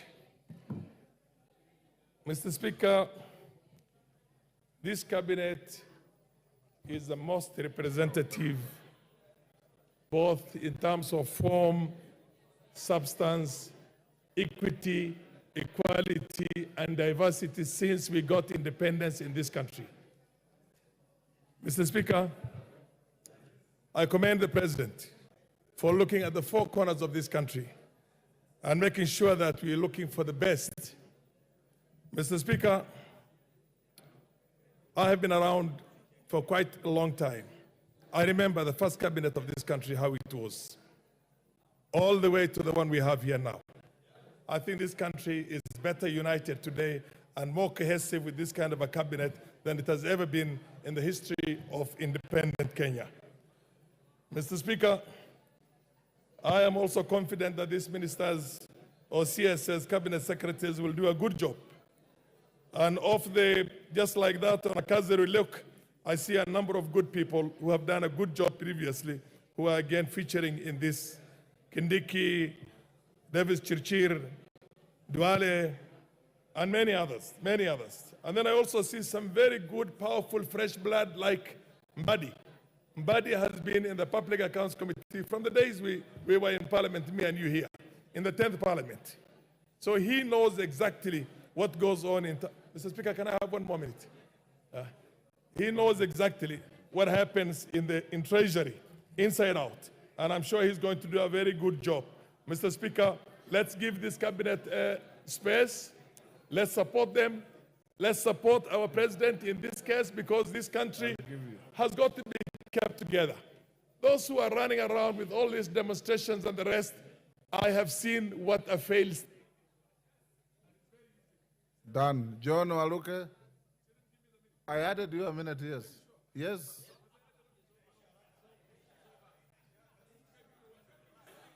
Give him 1 minute. Thank you. Give him 1 minute. Mr. Speaker, I have seen what a failed state is like. People were laughing the other day, yesterday, that Bangladesh civilians have gone and taken over the State House. Bangladesh is under military rule today as we talk. It's under military rule, and watch what is going to happen. Mr. Speaker, the same thing that we are seeing here is what was in Sudan. Young students, my daughters went to school in Sudan, going out there and demonstrating and saying revolution, revolution, revolution. What do we have today? 15 million people displaced, over 1 million people dead, and a country that has no hope for the next 30 years. Mr. Speaker, let us save our country. Let us give our president sufficient space. This is the first time we have a president who is willing to reach out to every sector of the society and debate with them. And we are calling him all sorts of names. That's not fair. Let's give him a chance, and let's see how this thing can be pulled out of where we are now and how we can take our country to the next level of... John Waluke. Thank you very much, Honorable Speaker, for giving me a chance also to contribute on this report, committee report, Honorable Speaker. Honorable Speaker, I want to thank the President for the appointment. It is a national outlook, Honorable Speaker, because every side of the country, Honorable Speaker, at least one person is chosen. And Honorable Speaker, what we want is that these CSS who have been nominated by the President should help him to work closely. At least we are, as a country, Honorable Speaker, we've gone back about 1 year or so because of what happened. And so this Honorable CSS should be very keen. Honorable Speaker, I'm happy with the President appointing Honorable Opio Andai and Honorable Mbadi. They are going to show their competence because if they fail, Honorable Speaker, they would have failed us as colleagues and a House as well. Honorable Speaker, this country needs unity, all of us at least, to come together. We forget our differences, political differences, so that we help the President to carry on with his mandate that the wananchi gave him, elected him as the President of Kenya. I want to thank even the other side, Honorable Speaker, that we are joining together as a team of this House to make sure that we support this country. Let's put our country first. Your time is up. Member for Malindi.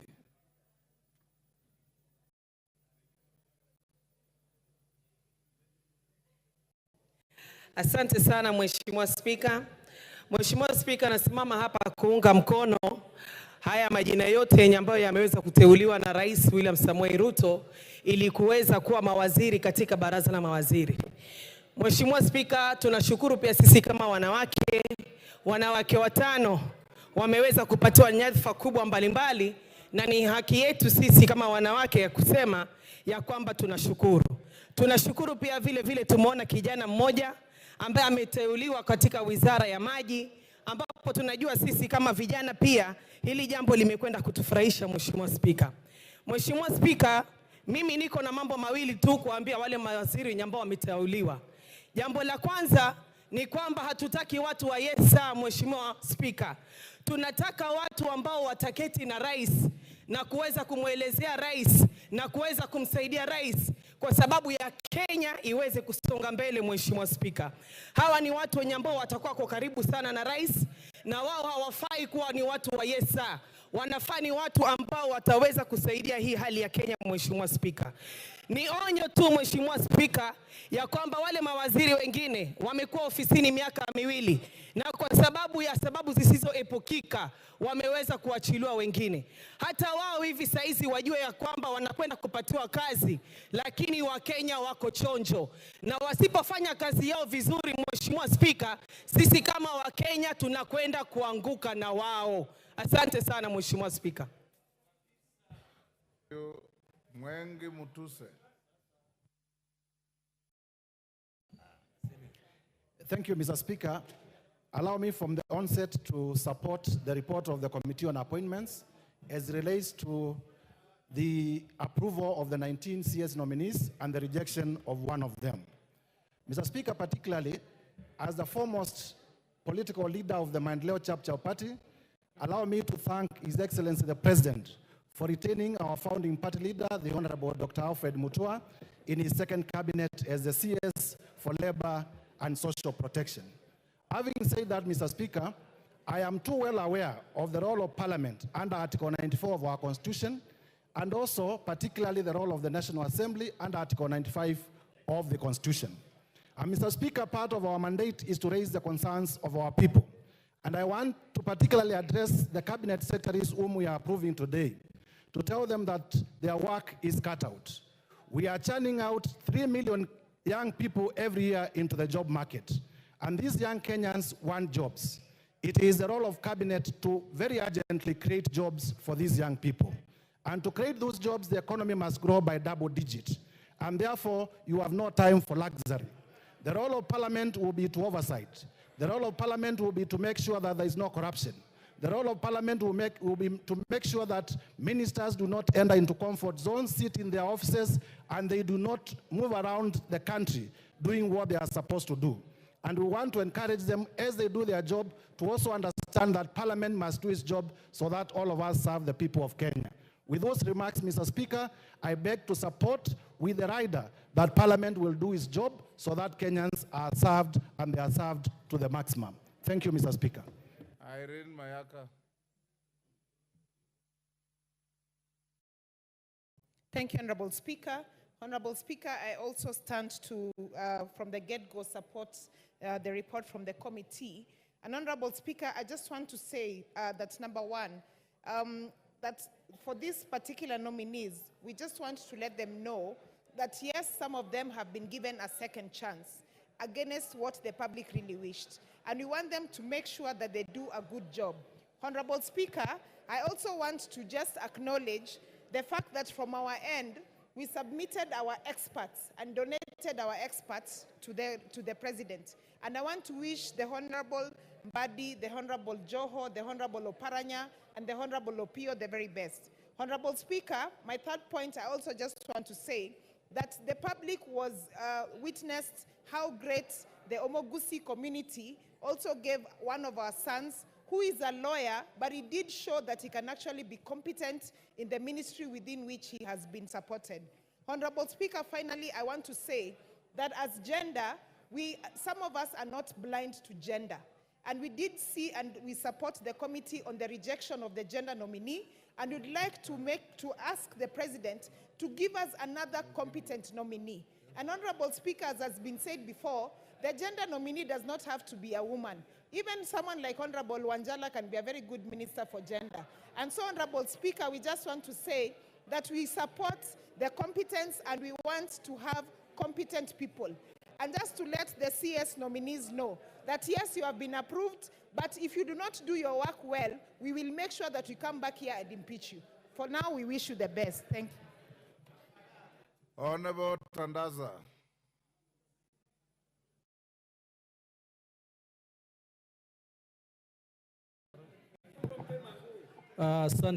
Asante Mheshimiwa Spika kwa kunipa fursa hii. Kwanza niseme kwamba sio mkono peke yake ninaunga, lakini naunga ripoti hii ya kamati pamoja na miguu yangu na kichwa na nywele na macho na kila kitu, kwa sababu hakuna wakati ambayo kamati imeweza kufanya kazi nzuri kama hii, ambapo imetoa ripoti yake bila kushawishiwa na mtu kuona kwamba huyu anafaa, na yule ambao kamati wakaona kwamba haifai wakaweza kutamka kwamba hawafai. Nichukue fursa hii kumshukuru Rais kwa kuweza kumteua tena kwa mara ya pili aliyekuwa waziri mstahiki gavana wa kwanza wa Kwale Salim Mvurya, ambaye katika kazi yake ambayo aliifanya na imani katika zile memoranda ambazo ziliweza kupelekwa hakukuwa na moja ambayo ilikuwa inamkashifu waziri Salim Mvurya. Ukiangalia katika mapato yake, licha ya kuwa amekuwa amehudumu kuwa waziri kwa kipindi karibu miaka miwili, utakuta bado pato lake ni chini ya milioni 200. Hili ilikuwa ni jambo la kushangaza kwa Wakenya, kwani wanajiuliza wakati mawaziri wengine kwa muda huu wameweza kupata zaidi ya milioni 300 na zaidi, mbona yeye bado hajapata hata zaidi ya milioni 100? Na hili ni wazi ya kwamba yeye ni mwadilifu, anafanya kazi kwa kutambua Wakenya, na hilo ndio jukumu la mawaziri. Pia nichukue fursa hii kushukuru kuteuliwa kwa Hassan Joho, ambaye amepatiwa ile wizara ambayo ni changa lakini na matumaini makubwa katika ekonomi ya Kenya. Sio watu wa pwani peke yake ambao wako na bahari Hindi, lakini ina nafasi ya kuajiri na kuleta fedha nyingi katika hii nchi ya Kenya, na imani kwamba waziri aliyoteuliwa ana tajriba ya kuweza kufufua wizara hiyo na kuleta mapato makubwa. Asante. Member for Lugari. Thank you, Mr. Speaker. I first want to thank the President for finding it fit to pick experts from my party, and especially Honorable Paranya, who is known for being a performer in his work. Mr. Speaker, I want to appreciate the committee. I think in the life of Parliament, the vetting committee did its work very transparently. I've gone through the report. It is very exhaustive on every nominee. And I want to plead with my brothers who feel that the rejected candidate be given a chance, that please, there are better people in that community. There are more competent women in this country. That is not the way to go. The way to go is that Gen Z were asking for good governance. They're asking for competencies. They're asking for people and value. So let us give them those people. Finally, Mr. Speaker, let the cabinet be on notice that as we sit here, we will continue to oversight to ensure that Kenyans get value for money. Thank you, Mr. Speaker. Member for Garissa.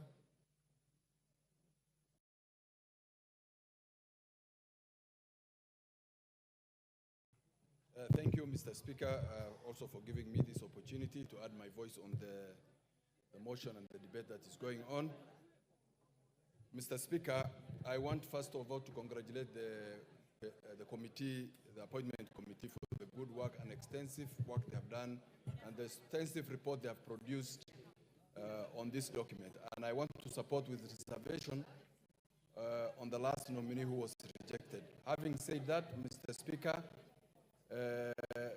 we want to thank the President as members from the region of Northern Kenya for appointing my former Member of Parliament, Honorable Aden Duele, and there's no doubt about his competency, and all those who are appointed, Honorable Chirchir, Honorable Miano, Honorable Saipan, and Honorable Kindiki. Honorable Kindiki has been said to be one of the performers. However, I have an issue with that as well, because in my region where I come from, I think there is a problem of abduction, and which the Honorable Minister has failed to address.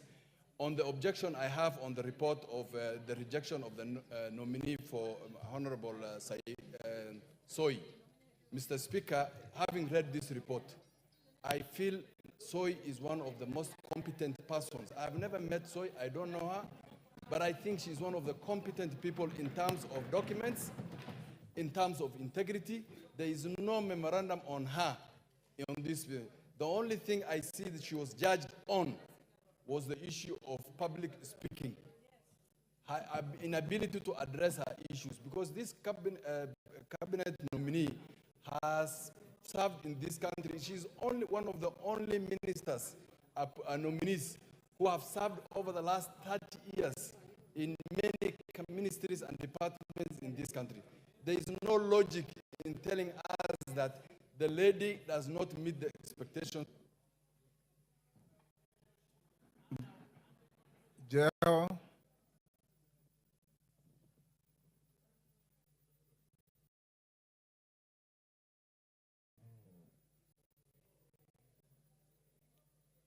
Give her the mic.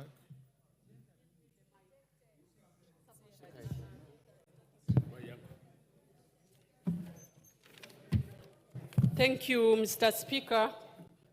I want to take this opportunity to thank the President of this great nation for listening to Kenyans, for listening to the Gen Zs, for listening to members of this country, Mr. Speaker, for accepting to redo his cabinet, Mr. Speaker.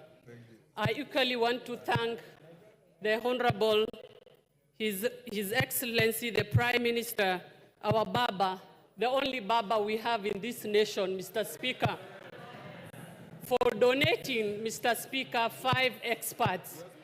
Indeed, the nation saw Baba donated 5 experts.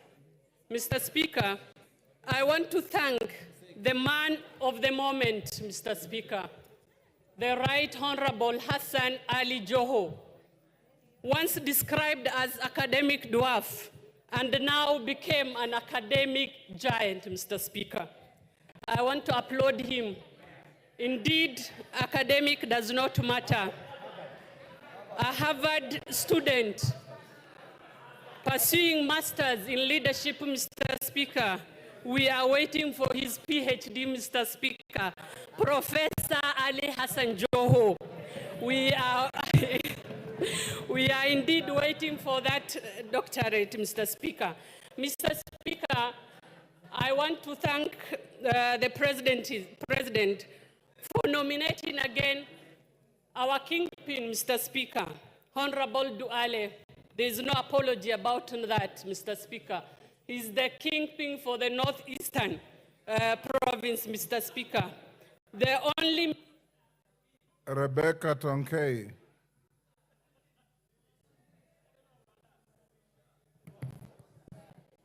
Thank you, Mr. Speaker, sir, for giving me this moment to congratulate the nominees for CSS. Honorable Speaker, I want to say from the onset, the vetting committee did an excellent report, and the work you did is excellent. And I stand here to support your approval of the 19 CSS. Honorable Speaker, when you look at Honorable C.S. Soipan, I want to thank His Excellency, the President, for nominating her once again to be a CS. The lady did an excellent job, and those are the kind of ladies, Honorable Speaker, we support. And Honorable Speaker, looking at Honorable Bandi, we all agree that this has been a chair for the Budget Committee, and he did an excellent job while there. So I know he's going to give us service, and therefore the members that have been appointed, Honorable Speaker, are going to do an excellent job, which Kenyans are longing for.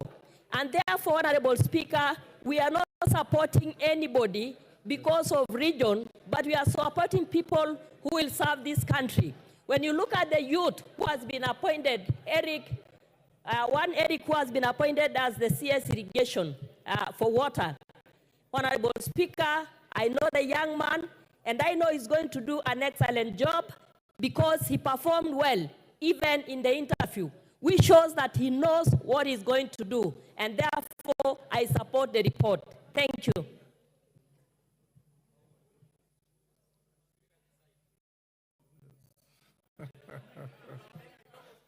Yes. Take your seats. Take your seats. Member for Lurambi.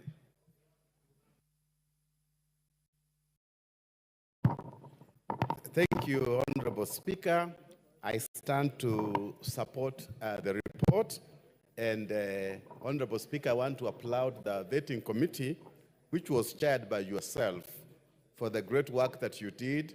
Honorable Speaker, I had an opportunity on Sunday to sit in the gallery during the vetting of the Honorable Wycliffe Oparanya, and I saw the intensity in the room, the kind of work you did, how you scrutinized every corner and everything during the exercise, and I want to applaud you.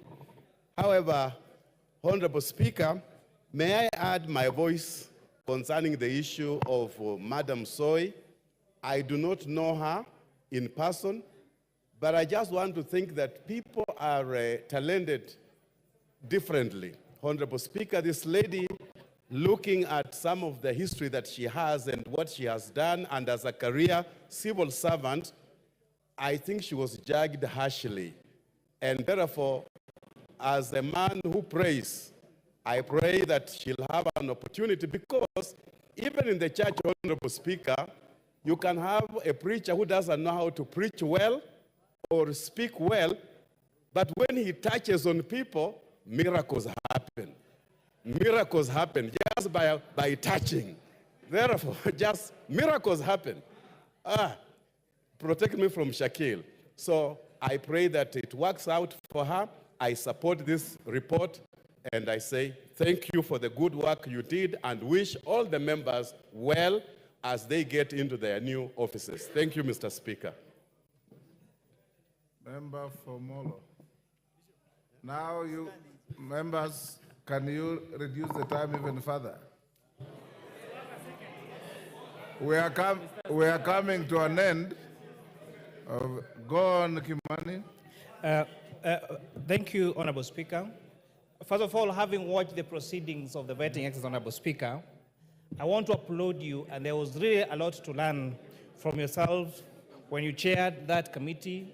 You gave everyone a chance to be heard. You gave the nominees an ample time to execute their matters, and you gave the members of that committee ample time to ask their questions. So we want to applaud you, and you have a lot to learn from that. I would like to congratulate, to single out CPA Bandi, being the cabinet nominee for the Ministry of Finance, as someone the Committee of Finance and National Planning will be closely working with. One of the issues that he raised is on the Finance Bill, Honorable Speaker, of 2024. And as we consider various ways of making sure that we have a predictable tax environment, this time around we need to separate the different statutes instead of doing the one omnibus finance bill, Honorable Speaker. That perhaps he and his team need to craft a tax procedures amendment bill, an income tax amendment bill, a VAT amendment bill, an exercise duty amendment bill, and miscellaneous and fees amendment bill, so that Kenyans have ample time to deliberate on these particular matters, because of course not many of us, many of the people are tax experts, and therefore the confusion that came around that, Honorable Speaker, even led to what happened after the aftermath of the Finance Bill of 2024, Honorable Speaker. Honorable Speaker, I would like also to congratulate one Dr. Margaret Jambura as a nominee from our home County of Nakuru, and one Engineer Eric Murithi, who is now going to be the youngest cabinet secretary. And this means that the president has a space of young people and willing to mentor us to be great leaders in this country, Honorable Speaker. And allow me. Over. Beatrice Kamei. Thank you, Honorable Speaker, for giving me this opportunity. On the onset, I want to thank the committee for the job well done under your chairmanship. I appreciate the work done, but however, Honorable Speaker, I'm so disappointed with the rejection of one Stella Soy, Honorable Speaker. Looking at her CV, this is a well-read lady. This is a lady that has done a lot, having rose to the position of a DC. Honorable Speaker, she is championed for the work of women empowerment, issues against, she spoke against HIV and AIDS. It is only that maybe he gets another position. Honorable Speaker, I was asking myself, is it because she was the last one to be vetted and the committee was tired and felt like she's not the best? I hereby feel, Honorable Speaker, that she can still be given another chance. Kandie was rejected, but when she came back to the House, she was actually saved. Just the same with Malosa. So, Honorable Speaker, what is it that we can do to save this very honorable lady? The fact that she transited from one job to another is not a yardstick to say that she's not able. That is just to tell us that she can work in this position and many other positions, Honorable Speaker. Otherwise, I want to say that Stella Soy can still be given that opportunity. Thank you very much, Honorable Speaker. Boy, member for Kitui Rural. Boni. David Boni.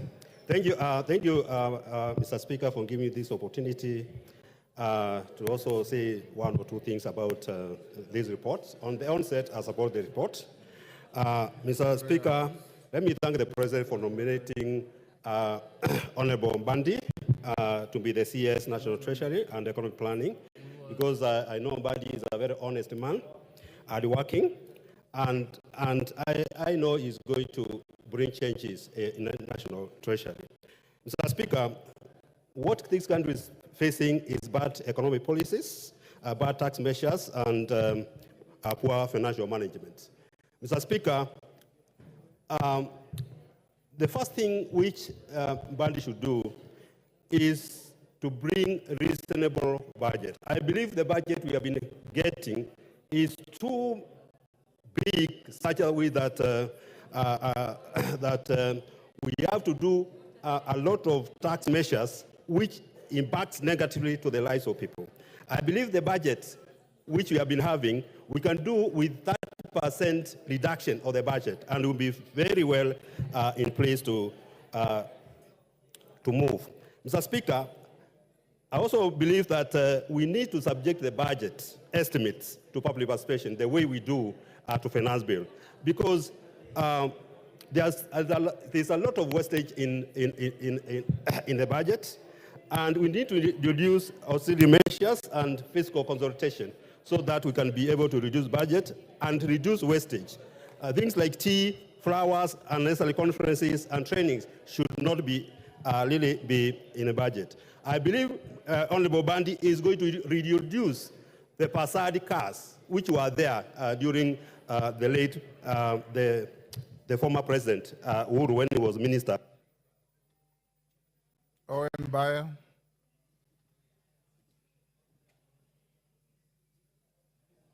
Thank you, Honorable Speaker. Honorable Speaker, the office of a cabinet secretary is a high office, and any person that this House approves to sit as a cabinet secretary must rise above board. They might rise above politics, they might rise above all other prejudices that they have to serve the country. They must also, Honorable Speaker, be loyal to one center of power. They must be loyal to the people of Kenya, not themselves. They have to drop all other things about themselves and serve this country. The reason that we find ourselves in this space today is because cabinet secretaries that we vetted in this house went there as individuals. They looked for fame, they looked for wealth, they looked for things that did not help us to unify this country. But this cabinet has put together now, and as we vote for it in a few minutes, Honorable Speaker, is a cabinet of national unity that we must bring the country together so that this country prospers as the nation of Kenya and not many nations put together.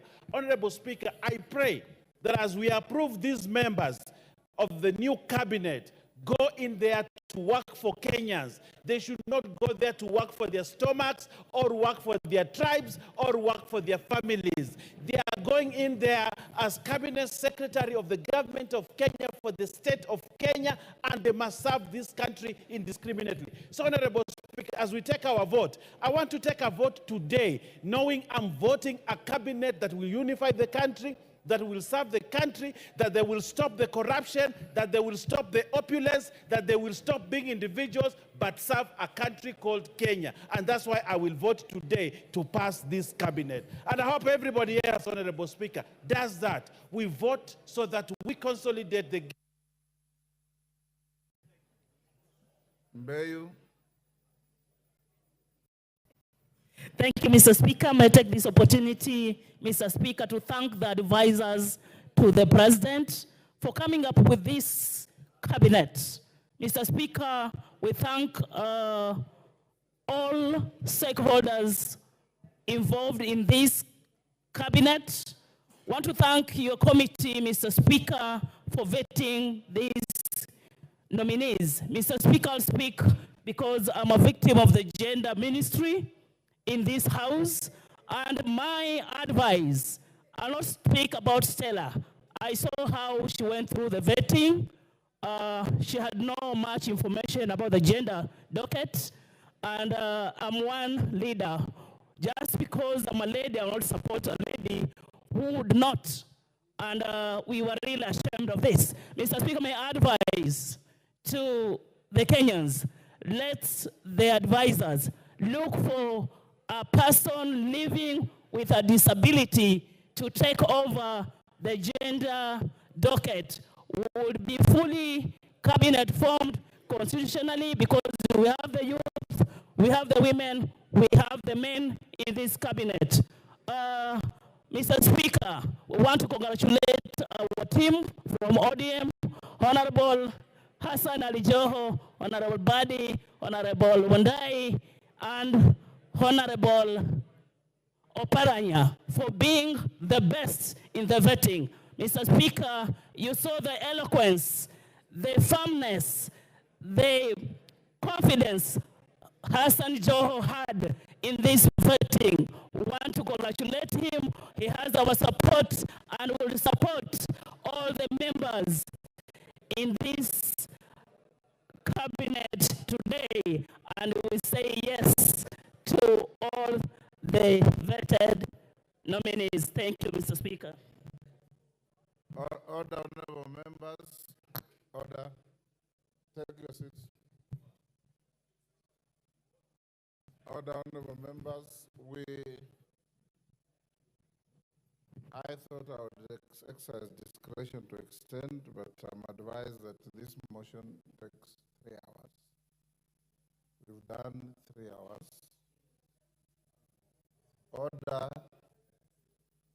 That's what I said, but I've been advised differently, and I take advice. It's a special motion. I thought it was an ordinary motion. A special motion, it takes 3 hours. You passed a resolution yourselves at the beginning of the session.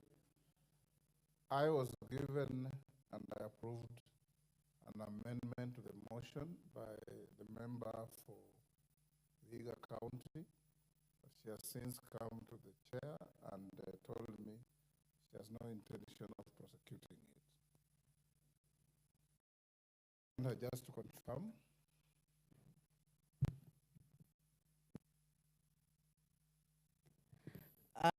thank you, Mr. Speaker, for giving me this opportunity. Actually, Before I prosecute what you have said about my bringing up an amendment, before I do it, Mr. Speaker, I also want to congratulate those who have done it, who have I only wanted one thing from you. thank you, Mr. Speaker. I oblige. I want to wish to withdraw the amendment that I wanted to make. Thank you, Mr. Speaker. That being the case, I now call the mover to reply.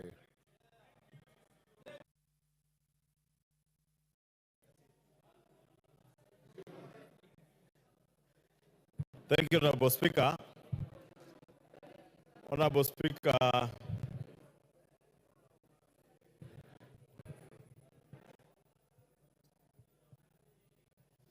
Honorable Speaker, I know there are quite a number of members who are asking me to donate, but procedurally, you know, I'm not allowed to donate at the conclusion of debate, as you did, and therefore want to beg that you do allow me to reply.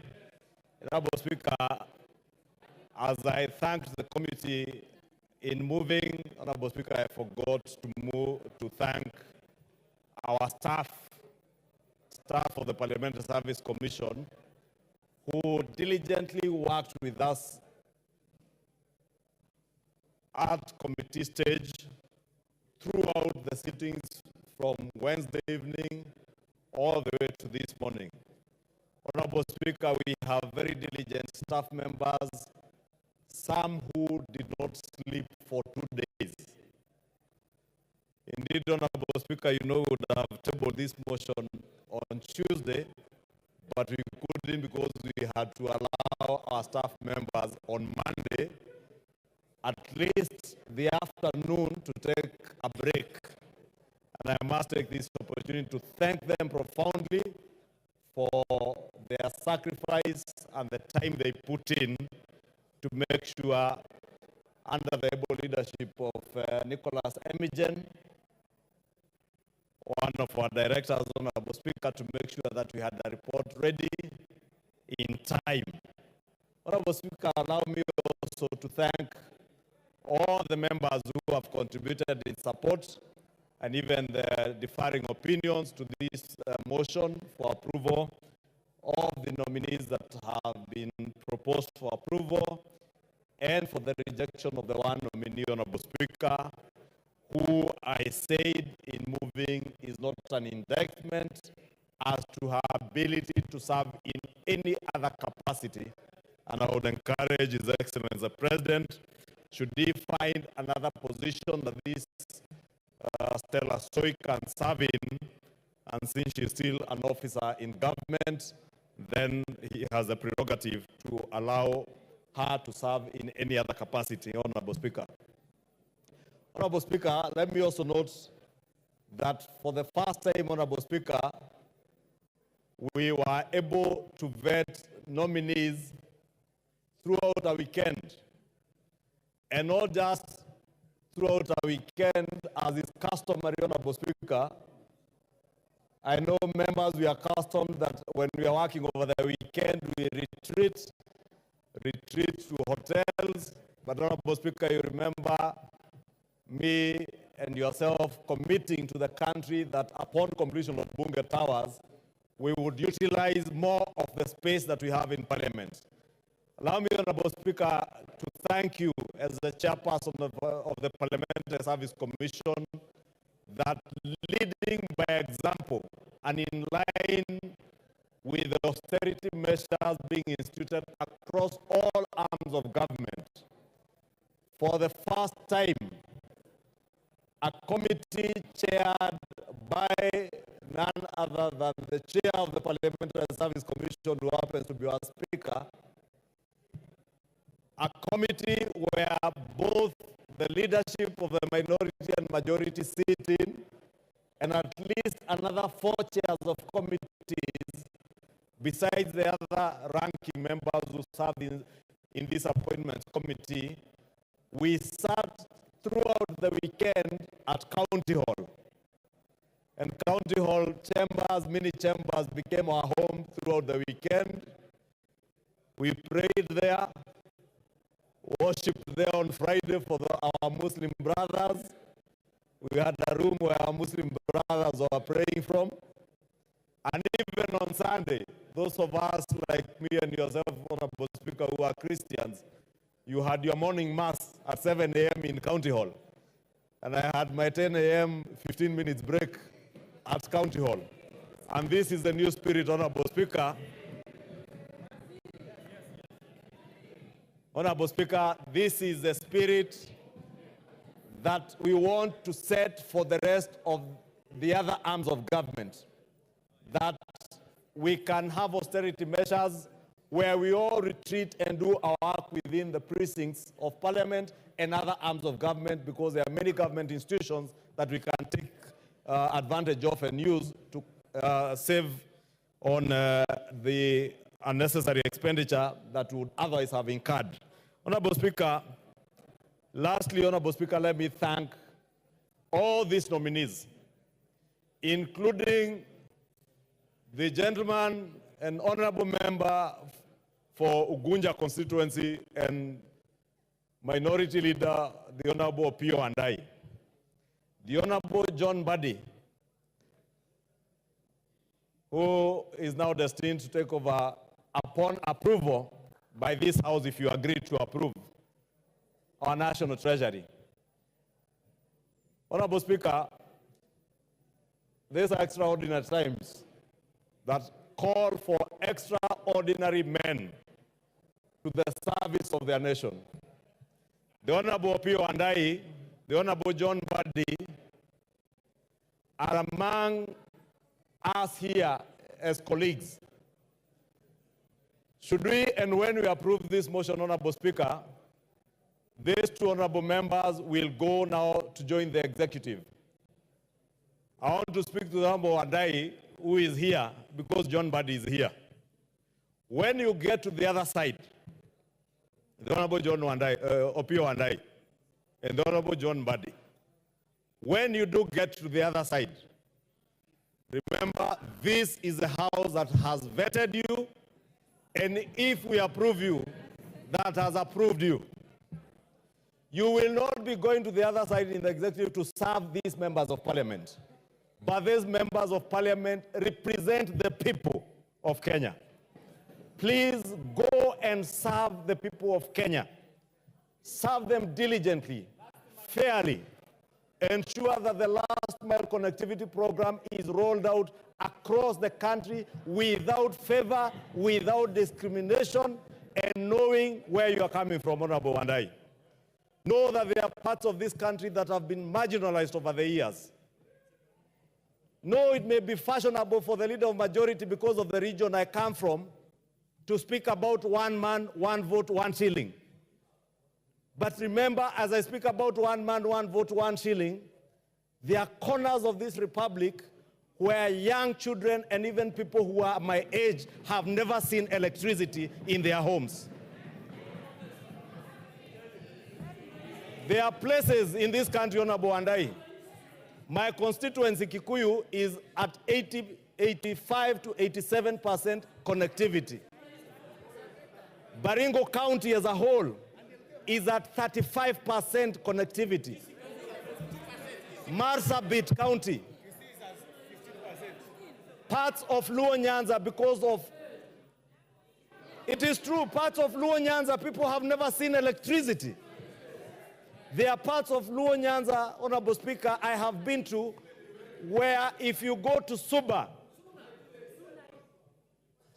constituency, both Subas, the first inch of tarmac was only seen in the recent past.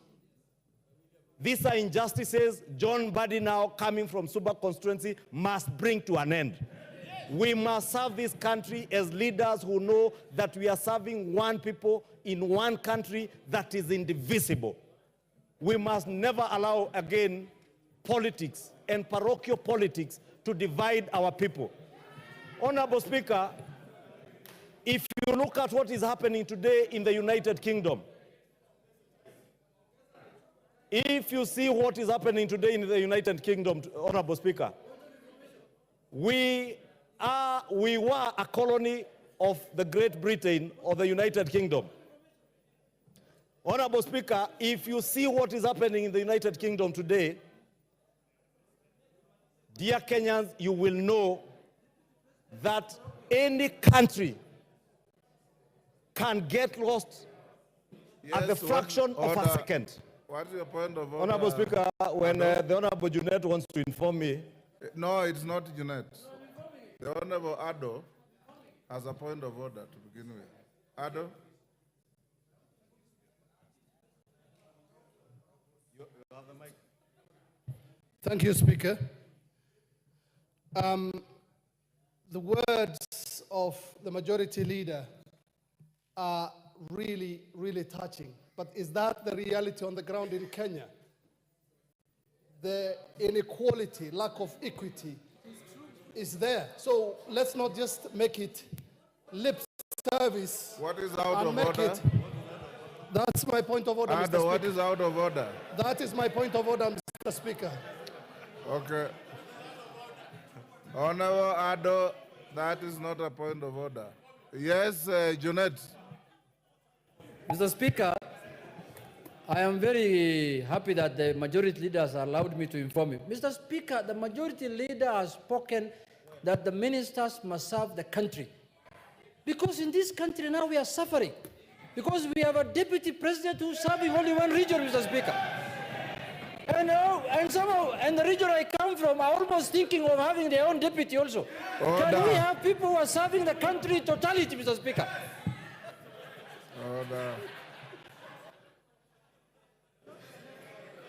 Honorable Speaker, I was saying, Honorable Speaker, the Honorable Cabinet Secretary nominees, if approved by this House, must serve the people of Kenya. Honorable Speaker, this morning I had an engagement with a relative in the UK who was telling me that what we are seeing happening in the UK today, and that's the point I was at before the Honorable Ado interrupted with the point of order, can happen to any country. Let us not take it for granted that we have a country that stands united. Let us never take it for granted that we have one people who are indivisible, save for our politics. We must never allow our politics to divide our people. Today, whether you are Muslim, whether you are Christian, whether you are of Asian descent or African descent in the UK, people are not sleeping. They don't feel safe. For the first time, I've seen the Kenyan embassy in the UK, in London, give an advisory to Kenyans in London. For the first time. Since I became a grown-up, Honorable Speaker, I don't know whether before that they had ever done so. But Honorable Speaker, I want to plead with us. Let us support this motion.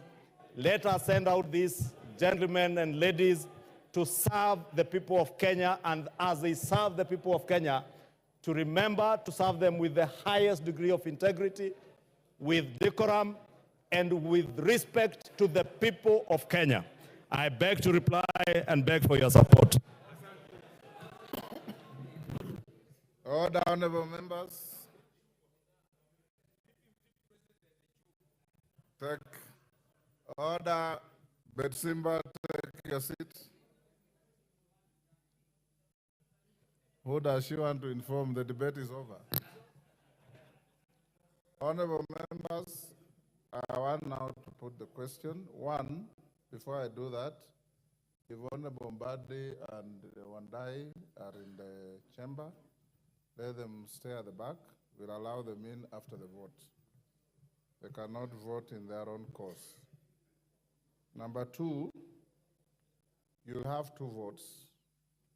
The first one on the nominees from 1 to 19. Then the second one is on the rejection. On the rejection, they don't go together. So I now put the question, which is that taking into consideration the findings of the Committee on Appointments in its second report on the vetting of the nominees for appointment to office of Cabinet Secretaries laid on the table of the House today, Wednesday, 7th August 2024, and pursuant to the provisions of Article 152(2) of the Constitution and Section 3 and 8 of the Public Appointments Parliamentary Approval Act 2011, this House, 1, approves the appointment of the following persons as Cabinet Secretaries. Honorable Professor Kithure Kindiki, EGH, Ministry of Interior and National Administration. Dr. Deborah Mulongo Barasa, Minister of Health. Honorable Alice Wahome, EGH, Minister of Lands, Public Works, Housing and Urban Development. Mr. Julius Migos Ogamba, EBS, Minister of Education. Honorable Rosalinda Soipan Tuya, EGH, Minister of Defense. Dr. Andrew Mwihia Karanja, Minister of Agriculture and Livestock Development. Honorable Aden Bare Duale, EGH, Ministry of Environment, Climate Change and Forestry. Mr. Eric Murith Muga, Minister of Water, Sanitation and Irrigation. Mr. Davis Chirchir, EGH, Minister of Roads and Transport. Dr. Margaret Nyambura Ndungu, Minister of Information, Communication and the Digital Economy. Honorable John Bandi Ngongo, EGH, the National Treasury and Economic Planning. Honorable Salim Mvuria Mgala, EGH, Cabinet Secretary, Ministry of Investment, Trade and Industry. Ms. Rebecca Miano, EGH, Cabinet Secretary, Ministry of Tourism and Wildlife. Honorable James Opio Wandai, EGH, Cabinet Secretary, Ministry of Energy and Petroleum.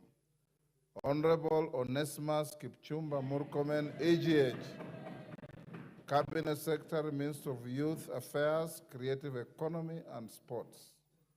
Honorable Hassan Ali Joho, EGH, Cabinet Secretary, Minister of Mining, Blue Economy and Maritime Affairs. Honorable Dr. Alfred Nganga Mutua, EGH, Cabinet Secretary, Minister of Labor and Social Protection. Honorable Wycliffe Ambetsa Oparanya, EGH, Cabinet Secretary, Order. Cabinet Secretary, Minister of Cooperatives and Micro, Small and Medium Enterprises, MSME Development. Honorable Justin Bedan Njoka Muturi, EGH, Cabinet Secretary, Minister of Public Service and Human Capital Development. Honorable members at the bar, take your seats. The nearest seat.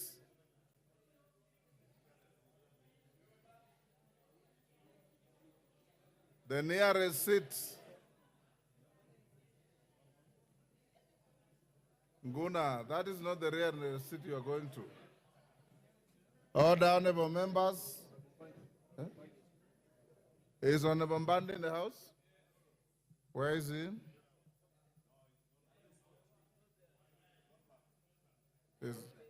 Yeah, we said we'll call them in after the vote. Where is he?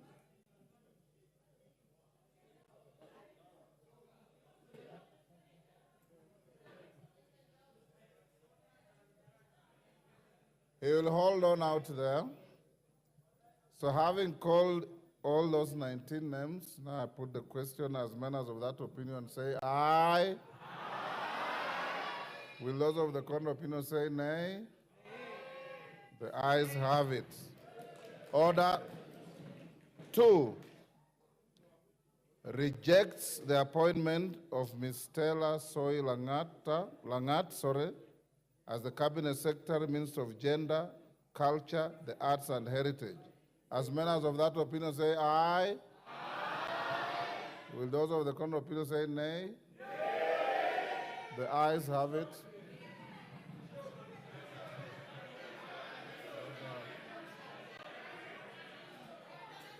Order, it is clear there are no numbers to claim a division.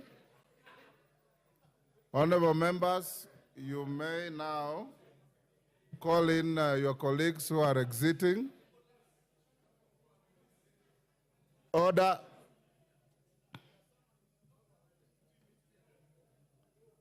Take your seats. Honorable Amboka.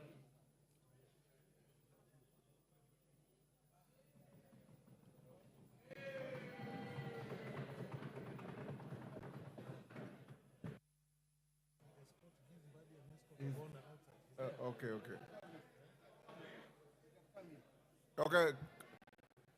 Honorable Mbande and Wandai, you may now enter the chamber and take your seats.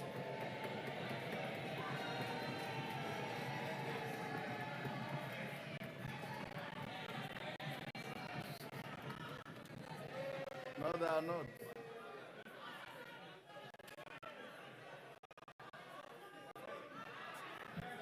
Order. Order. Order, honorable members. Order. Order, Alice. Order. Order, honorable members. Order. Honorable members, after the vote. Order. And you know we have a precedent to this. Having taken the vote, this House will from this evening lose 2 members to the executive. And as we did last time with our colleagues, Honorable Duale and Alice Wahome, I'll give each one of the 2 an opportunity to say something to the House. Each one will have no more than 5 minutes. I'll start with the Honorable Wandai.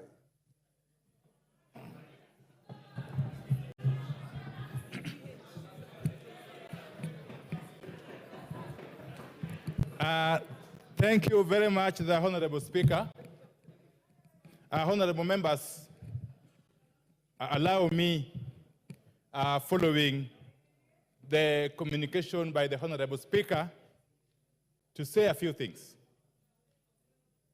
as I hand over the instruments of the office of the leader of the minority party to the new office holder. My tenure as the leader of the minority party of the National Assembly in the 13th Parliament under Article 108 of the Constitution has now come to an end. Honorable Speaker, it is important that I do some reflection. For the time I've been in this House, now close to 12 years. Honorable Speaker, let me share with you, honorable members, one of my most epic moments during my service in this House as a legislator. You will recall, I'm sure, that in the 11th Parliament, during my first term, I was actually suspended from the service of this House on the 31st March 2016 for the remainder of the session. Those days, now sessions used to begin from 1st January to end of December, I think. So I was suspended for the remainder of the session on 31st March 2016.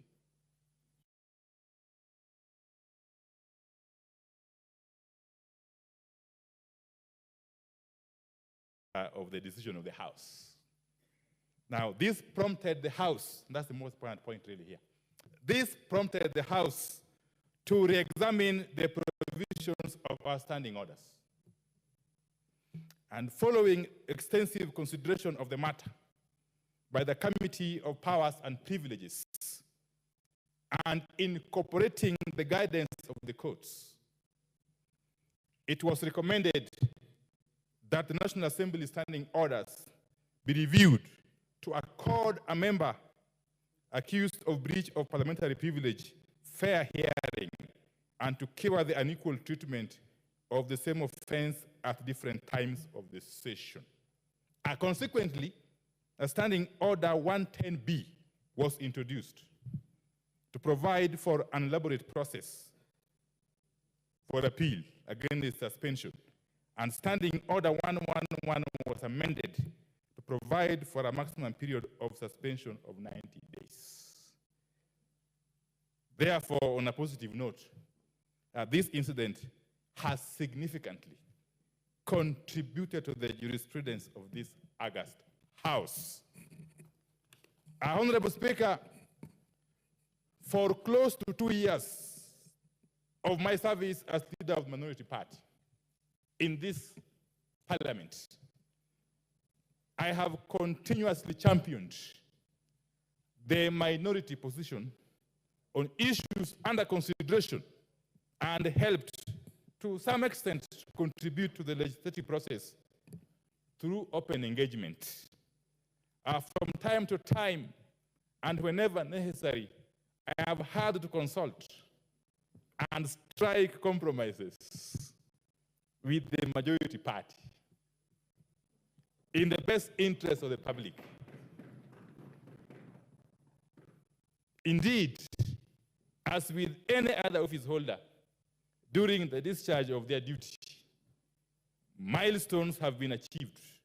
Shoulders have been rubbed, sometimes the wrong way, and challenges have been experienced.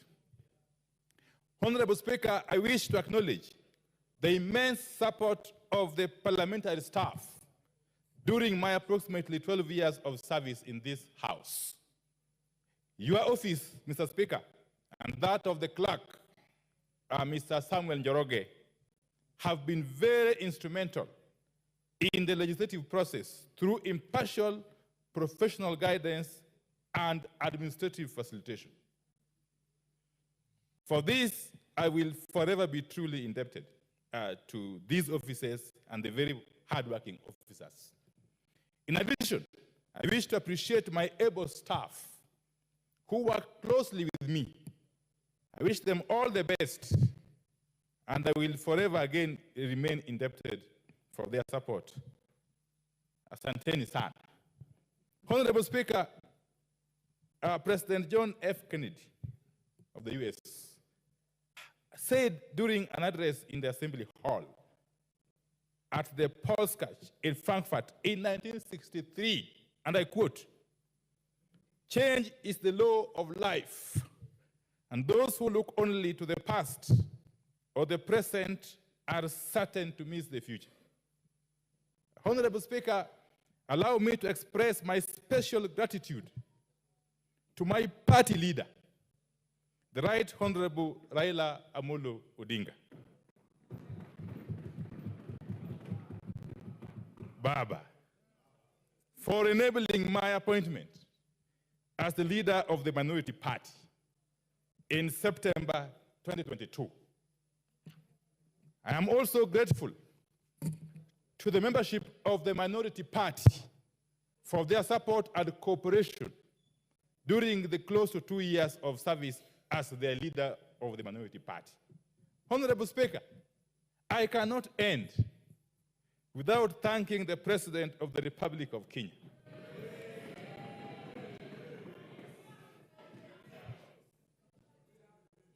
I repeat. Okay. Honorable Speaker, I cannot end without thanking the President of the Republic of Kenya. His Excellency William Ruto. His Excellency Dr. William Samoei Ruto, PhD, for granting me this historic opportunity to serve my country as Cabinet Secretary in the Ministry of Energy and Petroleum. I wish to reiterate, Honorable Speaker, that this country is much bigger than each and every one of us. And we have a duty and obligation to protect and nurture it for the present and future generations.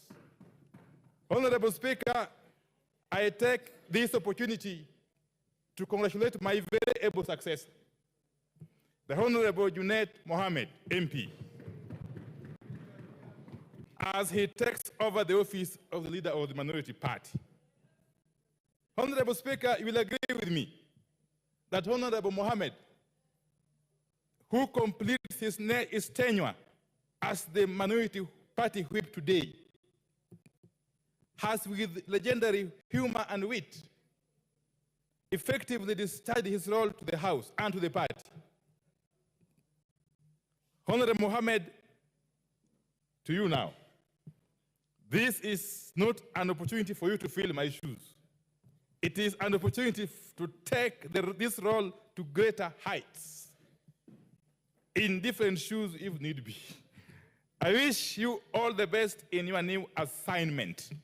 Honorable Speaker, finally, allow me to hand over. Okay, fine. Honorable Speaker, as I conclude, allow me to thank all my colleague members, now from both sides of the divide, for the immense support and cooperation you have accorded me.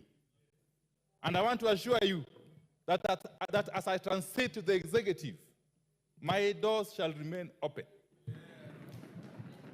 And we shall continue to engage one another as we together build this country and protect it from any attempts to sabotage it by whomsoever. Honorable Speaker, I want to conclude, Honorable Speaker, by thanking all of you. Asanteni sana. Honorable Mbadi. Thank you, Mr. Speaker. Mr. Speaker, mine may be a little longer because I've been here longer than Honorable Wandai.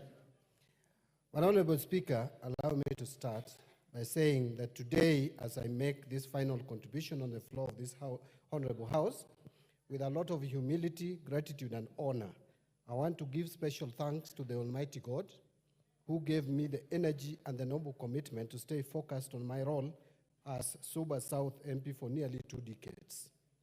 Like all members who have spoken in this House, these wonderful debates approving our nominations, it's going to be a great range to leave the House. But as the book of Ecclesiastes 3:1-8 says, for everything there is a season and a time for every matter under heaven. Today comes that day to say goodbye to the Legislative Assembly. Honorable Speaker, as you are all aware, 2 weeks ago, His Excellency the President, Dr. William Samoei Ruto, nominated me as the Cabinet Secretary for National Treasury and Economic Planning, an appointment which I heartily accepted. Consequently, I have since been vetted by the Committee on Appointments and approved by this House to assume the new role. I want to thank you, members who have approved my nomination. By extending this hand of cooperation, may I exceptionally thank His Excellency the President for trust he bestowed upon me to sit at the topmost decision-making organ of the country. I am humbled by the warm gesture and remain mindful of the aspirations and expectations of Kenyans as I assume the office as the Cabinet Secretary, National Treasury and Economic Planning. Simply put, the people of Kenya are entrusting me with their granary. Honorable Speaker, in the backdrop of this long political journey, I wish to acknowledge my party leader, Right Honorable Raila Amolo Odinga, and the entire ODM fraternity, who imparted the foundations of knowledge and skills on leadership, as well as trusting me with party leadership positions. I am equally indebted for the space to ride on the same party ticket to Parliament for a record 17 years, priding myself as one of the longest-serving members of this House. I have said one of the longest. The Honorable Shakil Shaberi is complaining, but I have said one of the longest. The opportunity to serve as an assistant minister during the Grand Coalition government, minority leader in the 12th Parliament, Public Accounts Committee chair, and of course, the chairmanship of ODM for a decade. I honestly appreciate your immense support, contribution, and encouragement. Your valuable contribution will always remain treasured in my heart forever. Honorable Speaker, on social aspect or social dimension of this undertaking have been answered to my family, beginning with my late parents for their blessings that I carry with me today to greatness. To my beloved wife, Rhoda Mbadi, and my children, I am forever indebted to you for being my sounding board, always encouraging and pushing me to excel and be the best father and husband. Your full-time prayers, guidance, wisdom, and knowledge in the entire political journey gave me the zeal to proceed even during my lowest moments, and there were many. To my brothers, and that is where I'm going to end my family issues, may God bless you for your relentless efforts to support my academic journey and upbringing, always stepping in for our parents. Exceptional appreciation will go to two of my brothers, Stephen Ogola and Maurice Ogalo. If not for you, I would have dropped out of school. My brother, Stephen Ogola, I will never forget how you braved the harsh, cold weather of Kericho tea plantations, denying yourself the basics to get me school fees from your meager savings. I salute you. How I wish our late parents were alive to witness this historic moment. They have always wanted the best for us. May God keep their soul in eternal peace.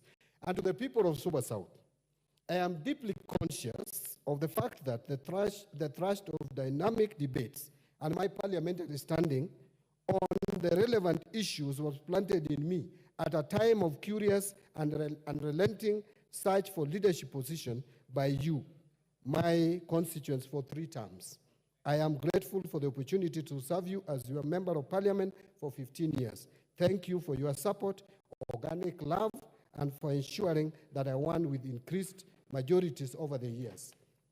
Honorable Speaker, as a community, we did exceedingly well, utilizing NGCDF to ensure that our children continue to access quality education by strategically renovating and expanding our educational infrastructure, and bursaries to cope with the number of students enrolling in schools. We leverage the participation of our people in meaningful development to transform lives through bigger, broader, better managed, and well-resourced constituency projects. We enhance participatory approaches within the constituency and ensuring judicial use of public resources, and many more. Thank you once again for the opportunity to be your member of parliament. And now to my fellow Kenyans. I am overwhelmed by the messages of goodwill you sent before, during, and after my vetting. My heart is elated with the heartwarming compliments and well wishes I have received so far. This demonstrates the level of confidence and hope Kenyans have in me. And dear colleagues, now I come to members of the National Assembly. Dear colleagues, I have never shied from playing my role as a member of this House. I have diligently performed my legislative functions to the best of my knowledge for the last 17 years. To this day, I will cite a few. I have represented my constituents and special interests in the National Assembly as required. I have participated in the deliberation and resolutions of issues of concern to the people. I go on record as the only member of this House who, after meticulously analyzing the budget managed to discover a fictitious computer error of Kenya shillings 10 billion in the budget estimates for the financial year 2011 and 2012, which the ministry later acknowledged. I have participated in the enactment of legislations in accordance with the Constitution, notably being part of the legislative task force that drafted the Public Finance Management Act 2012. As a member of the Constitutional Implementation Oversight Committee, I actively participated in the actualization of the Constitution of Kenya 2010, especially the enactment of legislations envisaged in the 5th schedule of the Constitution. Mr. Speaker, you'll remember you were with me in the 10th Parliament. Being in CIOC was very lucrative in the sense that people really respected you. Even ministers were fighting to be in that committee, and I got the privilege to be in that committee, and I served diligently. In 2013, I'm proud to have brought an amendment to the VAT Act on basic commodities from being standard rated to either zero rated or exempt community, which at least helped in lowering cost of living. I've diligently participated in appropriation of funds, as you all know, but I've outstandingly played my role in oversighting national government expenditures. I've also participated in the development of policies of national importance, just to mention but a few. I take over as Cabinet Secretary, Mr. Speaker, for the National Treasury and Economic Planning. I am acutely aware that we are at the center of a storm. A tax storm, a debt storm, and an economic storm. Nonetheless, we must forge forward. Honorable Speaker, I am aware of the very important relationship between the Cabinet Secretary and the National Treasury and this House. I cannot achieve any mandates without the support of the National Parliament as a whole. And therefore, from the onset, I want to plead for the support of this House in the work we are going to do. Honorable Speaker, I am also aware that the Finance Bill 2024 was very controversial. I'm also cognizant to the fact that the bill had some positive pro-mwananchi provisions. I propose to salvage these proposals. Firstly, I am aware that the bill contained provisions to make the housing levy and post-retirement medical contributions deductible. This would have elevated the pain on the pay slips of salaried employees. Secondly, the Finance Bill proposed to restore the provision on relief because of doubt or difficulty in recovery of tax. This provision is important because it allows the Commissioner to deal with the difficulty in collection of taxes due to unavoidable circumstances on the part of the taxpayer. However, I'm also aware that honorable members have expressed dissatisfaction with the unfettered discretion of the Commissioner. We can harmonize these two positions for the benefit of Mwananchi and to stem the abuse of the tax abandonment provisions.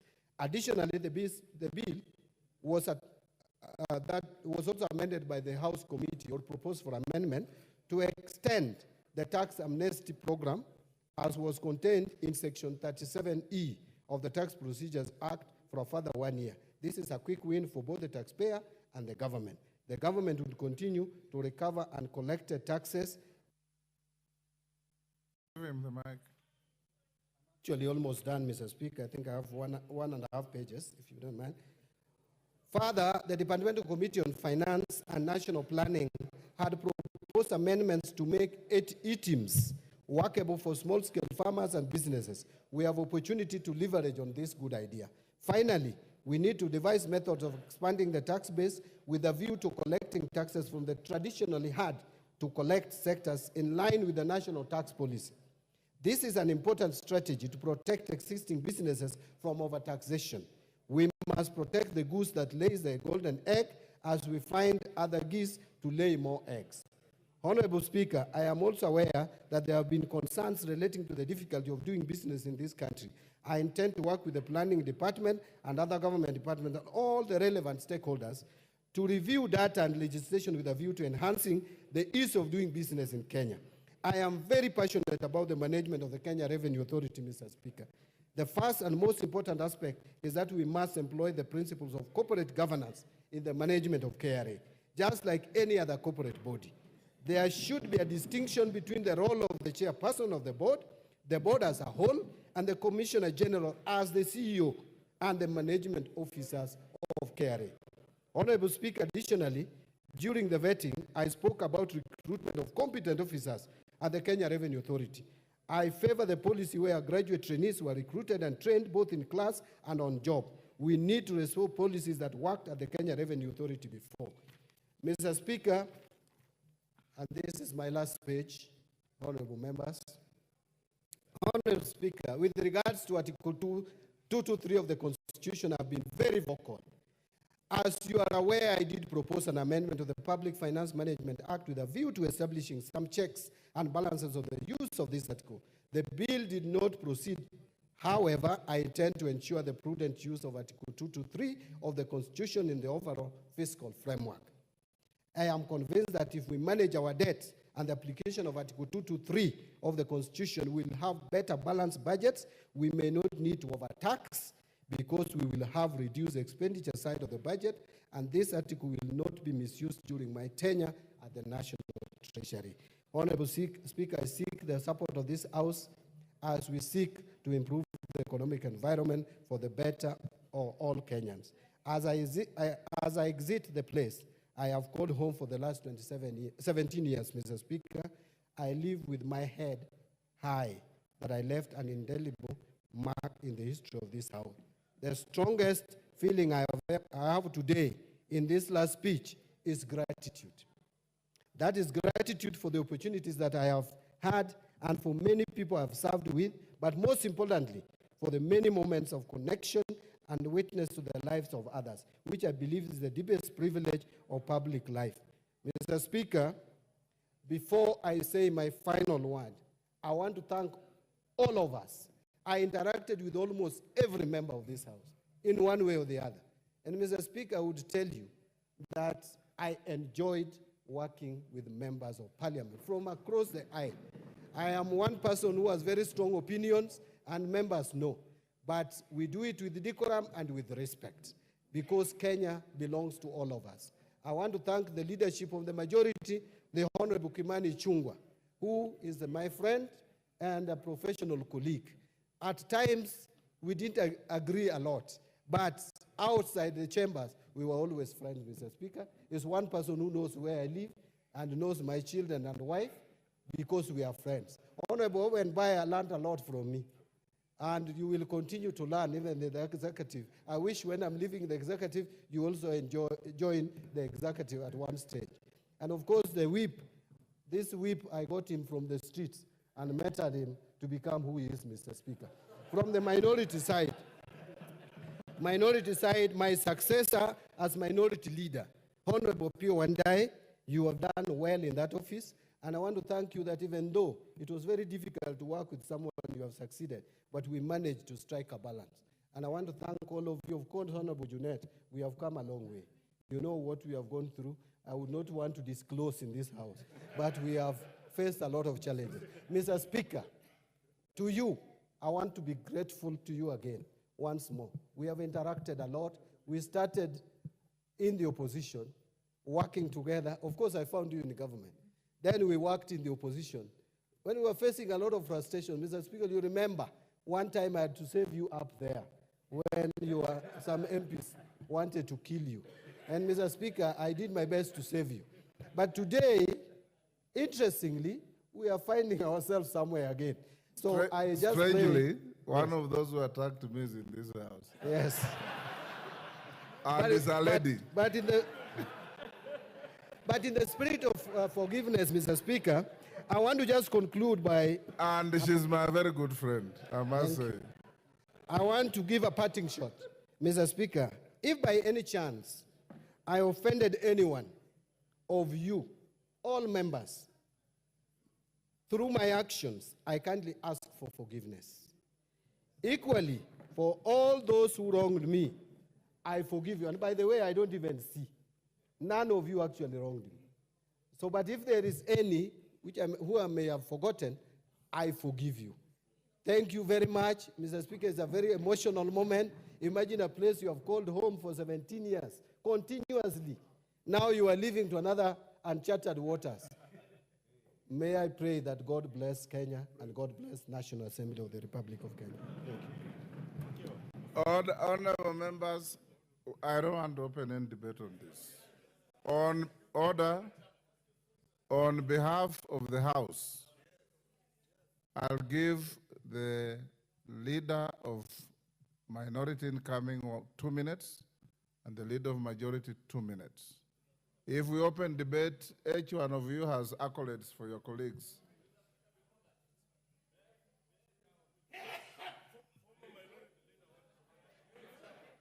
We'll come to that. We'll come to that. What is your point of order, Patrick? Commissioner Makau? Mr. Speaker, with a lot of respects to Honorable Wandai and Honorable Badi, I listened to their very beautiful speeches. Honorable Speaker, the 12th Parliament who were in this house as Wiper Party. We supported Badi as a leader of minority in this house. We have supported Wandai. In their speech, Mr. Speaker, they've not even mentioned or appreciated Wiper members of Parliament who have been here, supported them relentlessly, Mr. Chairman. You've made your point. Mr. Speaker, is it possible for them to give them a second just to appreciate members of Wiper Party in this house, Mr. Speaker? Order.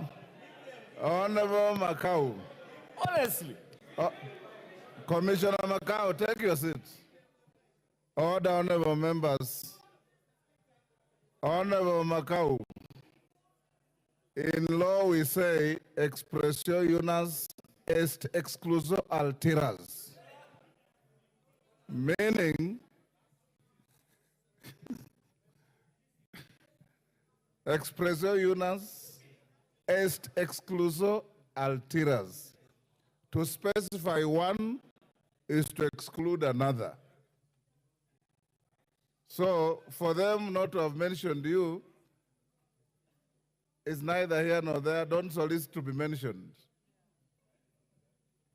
Order, honorable members. Order, Shakil. Take your seat. Junet, you have 2 minutes. Thank you, Mr. Speaker. Mr. Speaker, today is a bit heavy day for me, Mr. Speaker, because the people this House is losing today, Mr. Speaker, who are going to the executive, are people I have worked with very closely, Mr. Speaker. Honorable Mbadi was our minority leader in the 12th Parliament, and I was his whip, Mr. Speaker. Honorable Wandai is the outgoing minority leader, and I was his whip, Mr. Speaker. These are two gentlemen that I have worked with very closely in the House and at the party level, Mr. Speaker. And I am very sad because we will miss their leadership, we will miss their guidance, Mr. Speaker, as a minority side and at the party level, Mr. Speaker. Because, Mr. Speaker, these two members of Parliament have really mentored many members of Parliament on our side, Mr. Speaker. So, Mr. Speaker, I want to wish them well. I want to tell them that we will hold the fort here if they leave us behind.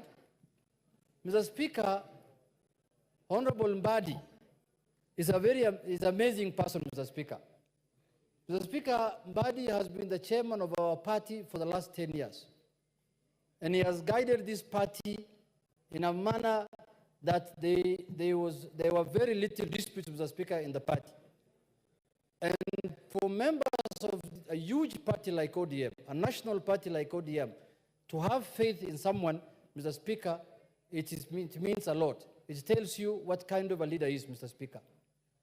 Coming back to the minority leader, Mr. Speaker, whom I've worked with him the last 2 years as the minority leader, Mr. Speaker, I can say this without fear of contradiction, that he's a resolute leader, Mr. Speaker, a man who's very consultative, Mr. Speaker, a leader who consults on each and every issue that is before the House, Mr. Speaker, a leader who knew how to interact with his members, Mr. Speaker. And Mr. Speaker, the other day when he was speaking here, when he appeared, before the vetting committee, my heart went a bit, almost missed a second, Mr. Speaker, because I saw I will be lonely in this House, Mr. Speaker, as the whip, Mr. Speaker. But having said, Mr. Speaker, they have to go and serve the people of Kenya. I can tell you, when the nominees who came from the ODM appeared, Mr. Speaker, before the vetting committee, I was very proud, Mr. Speaker. The way they answered the questions, the way they know the dockets they have been taken to, the way they understand the challenges Kenyans are facing, Mr. Speaker, I was very happy because we have sent a team that who understand what's expected of them, Mr. Speaker. People who are experts in their own fields, Mr. Speaker. People who know what they want to achieve. People who have a vision. People who will make sure that our party and our people are held high, Mr. Speaker. End up. Mr. Speaker, I want to conclude by saying this, that I want to assure them that now that we are remaining here, we will make sure that we do our work. We will continue from where they have stopped, and we wish them well. We want them to serve Kenyans, irrespective of their communities, irrespective of their parties, irrespective of where they came from. And I want to tell them that we will take care of our party, the people, some of us who are remaining. Mr. Speaker, lastly, I want to say that I am very proud also about my party and my party leader, Mr. Speaker. I can see my party leader has nurtured and brought up very serious leaders, Mr. Speaker. Because these are people who have grown under his wings, Mr. Speaker. I know what I'm talking about. And they know themselves what I'm talking about. I'm a very proud Kenyan today, Mr. Speaker, because it is good for a leader to nurture people to the extent where Honorable Mbadi and Honorable Wandai have reached. I must say kudos to my party leader, Honorable Raila Amolo Odinga Baba, Mr. Speaker. With those few remarks, Mr. Speaker, I congratulate them and I wish them well. Thank you very much. Majority Leader. Thank you, Honorable Speaker. Honorable Speaker, on behalf of the House, allow me first to convey my congratulations to our two colleagues, Honorable John Mbadi and Honorable Opiyo Wandai. Honorable Speaker, as Honorable John Mbadi has said, we are indeed friends. When I joined this House back in 2013, the Honorable John Mbadi was a member of the Public Accounts Committee, and I happened in my first term to be elected as the Vice Chair of the Public Investments Committee. And being professional colleagues, we had a lot to learn from each other, or rather I had a lot to learn from the Honorable John Mbadi, having been my senior, having joined the House 5 years ahead of me. And since that time, Honorable Speaker, even when he succeeded the late Honorable Nyenze as leader of minority, we worked very well together when he was leader of minority, and I was an ordinary member and later chairman of Budget and Appropriations Committee, where he also served me as a member of the Budget and Appropriations Committee, and we immensely benefited from his knowledge on public finance matters, having been one of the architects of our Public Finance Management Act of 2012. And indeed, I would say without contradiction that the Honorable John Mbadi is a member who has served this House, his constituency, and this country with diligence and with a lot of commitment. And I wish you well, my brother, as you go out to serve. As he said, Honorable Speaker, he's my friend. I've been to his house numerous times. I've had meals in his house. The only place I'm here to visit is his house in Suba, and I will soon be there, even as I oversight you as Cabinet Secretary, National Treasury. I will visit you. My brother, Opiyo Wandai, when we joined this House together with Opiyo Wandai back in 2013, as first-time members of Parliament, we got to know each other and became very good friends. And by coincidence, we were both nominated by our respective coalitions and parties to be leaders of minority and majority, respectively, Honorable Speaker. And we have worked very well with my brother Opiyo Wandai, and not to forget the Honorable Robert Mbui, the Honorable Junet Mohammed, and the minority whip, Mheshimiwa Honorable Mwenje. It is true, Honorable Speaker, that we hold divergent views across the political aisle. But at the end of the day, we serve the same people in one country. And we must at all times remember that. And I must thank these two leaders because it has never been lost to them that everything we do here is in the best interest of the people of Kenya. It is true, as Honorable Opiyo Wandai has said, we have at times consulted. We have at times agreed to disagree and done so respectfully. At times we have agreed to agree and push business on the floor of this House very well. And even as I congratulate and welcome my brother Junet Mohammed as the new leader of minority in the House, congratulations, Honorable Junet. And I look forward to working with you.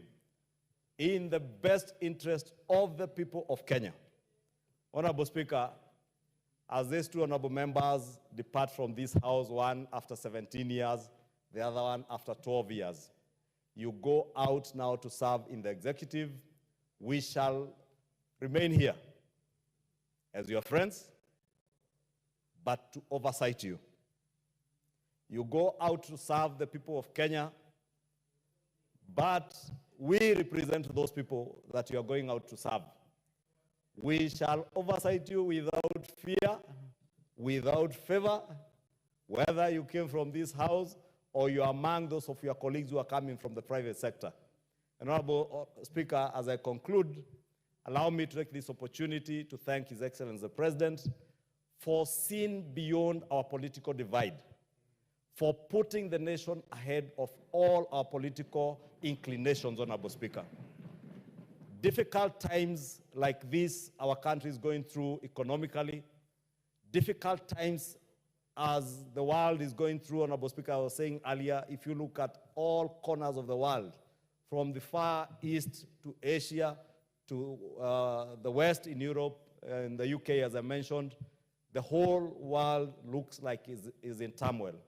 It calls great leaders, like the Honorable, His Excellency, Dr. William Ruto, and the Right Honorable, His Excellency, Raila Amolo Odinga, to see beyond their regions, to see beyond their political inclinations and parties, and put the nation ahead of every other consideration, Honorable Speaker. How I wish and how I pray that those of us here as leaders, and even those who are outside this house, Honorable Speaker, as leaders, we will always put our country ahead of our selfish and parochial interests and politics at times, and put the nation first. With those few remarks, Honorable Speaker, allow me on behalf of the House to wish the Honorable Pio and I and my brother John Buddy all the best, as we say at the Alliance High School. Be strong to serve. Serve the nation diligently. Thank you, honorable members. We're coming towards the end of that session. Honorable Milemba, you wanted to say something, but I have passed that. Allow me not to give you. Honorable members, I have a communication in furtherance of what we have done. This is on changes in the minority party leadership. Honorable members, Standing Order 21 provides for the election of a member as the leader of the minority party by the second largest party or coalition of parties in the National Assembly. Additionally, Standing Order 20A provides for the designation of parliamentary parties, leaders, and whips. Honorable members, and pursuant to the provision of Standing Orders 24 and 20A5, I wish to inform the House that I have received a letter from the Minority Party Whip communicating that the Azimio Coalition held a parliamentary group meeting on 6th August 2024 in committee room number 12, main parliament building, to consider the election of the leader of the minority party and the minority party whip in the National Assembly. The letter conveys that the meeting, which was attended by members of the coalition in the National Assembly and the Senate, elected the Honorable Junet Mohammed CBS MP as the leader of the minority party in the National Assembly, and 2, the Honorable Millie Odhiambo MP as the minority whip in the National Assembly. Honorable members, the minority party whip has also attached the minutes of the proceedings of the meeting, thereby complying with the provisions of the standing orders and the precedents set by the House in such matters. In this regard, and pursuant to the provisions of Standing Order 24, I wish to convey to the House the changes in the leadership of the minority party. The changes take effect from today, 7th August 2024, and affect all other offices and committee memberships designated for the leader of the minority party and the minority party whip. This includes the House Business Committee, the Committee on Selection, the Committee on Appointments, and the Liaison Committee. Honorable members, on behalf of the House and indeed on my own behalf, I take this opportunity to congratulate the Honorable Junet Mohammed, CBS MP, and the Honorable Millie Odhiambo MP on the election to the respective parliamentary leadership offices. I wish them well in their new roles. I also take this opportunity to sincerely thank the Honorable Opio and EGH MP for diligently effectively carrying out his duties as leader of the minority party since 2022. We wish the Honorable Wandai success in his future endeavors as he serves the nation. The House is accordingly guided. Lastly, I also wish to, on behalf of myself, the Office of the Speaker, and indeed the entire Parliament, congratulate the Honorable Wandai, the Honorable John Badi, for the enormous responsibility now placed on their shoulders, together with the rest of their colleagues who have been approved by this House, to go and carry out the duties of helping the President and the entire Cabinet to move this country forward. Like everybody has said, you are not ministers of any party. You are ministers of the Republic of Kenya. And you are going to work for the people of the Republic of Kenya. I want to see you in Turkana. I want to see you in Lamu. I want to see you in Kwale. I want to see you in Kiambu. I want to see you in Narok. I want to see you everywhere, in Trans Nzoia, wherever, so that the country can feel you, the country can appreciate you. Lastly, having been in this House and having interacted with your colleagues, I would be the saddest speaker in the history of the country to hear from members coming to me to complain that you can't open your doors for them, to complain that you can't take their calls, to complain that you can't return their calls, and to complain that you can't even attend to the issues they bring to you.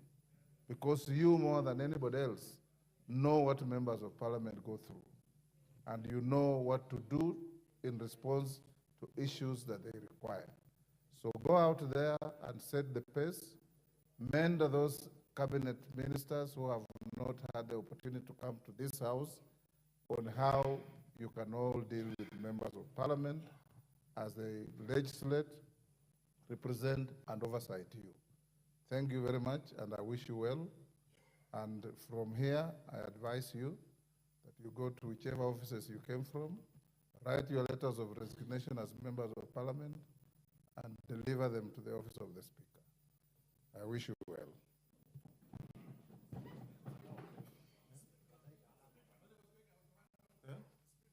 Wandai can now hand over to Junet without much drama.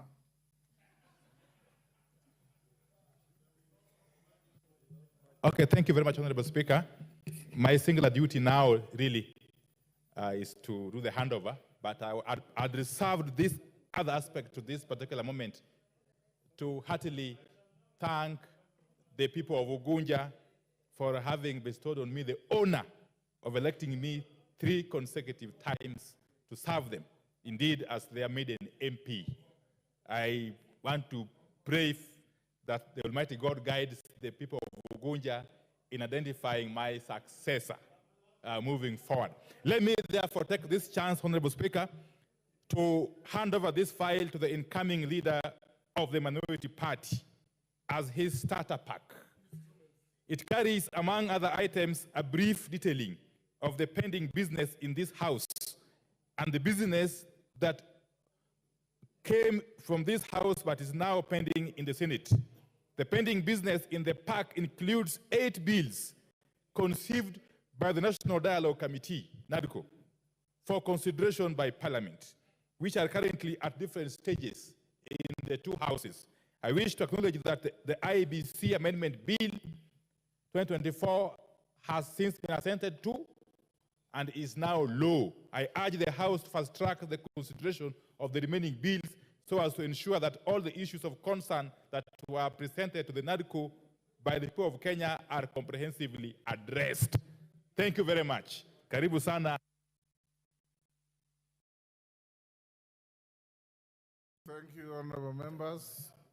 That ends that session of order.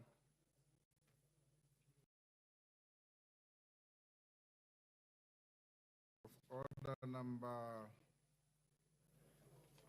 number 11. We now call the next order. Order number 12, motion, inspection, visit to semi-autonomous institution of the East African Community in Uganda, resumption of debate.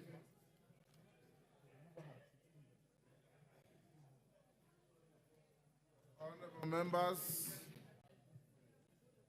at order number 12, the mover has 16 minutes to go. Honorable, yes, I can see her.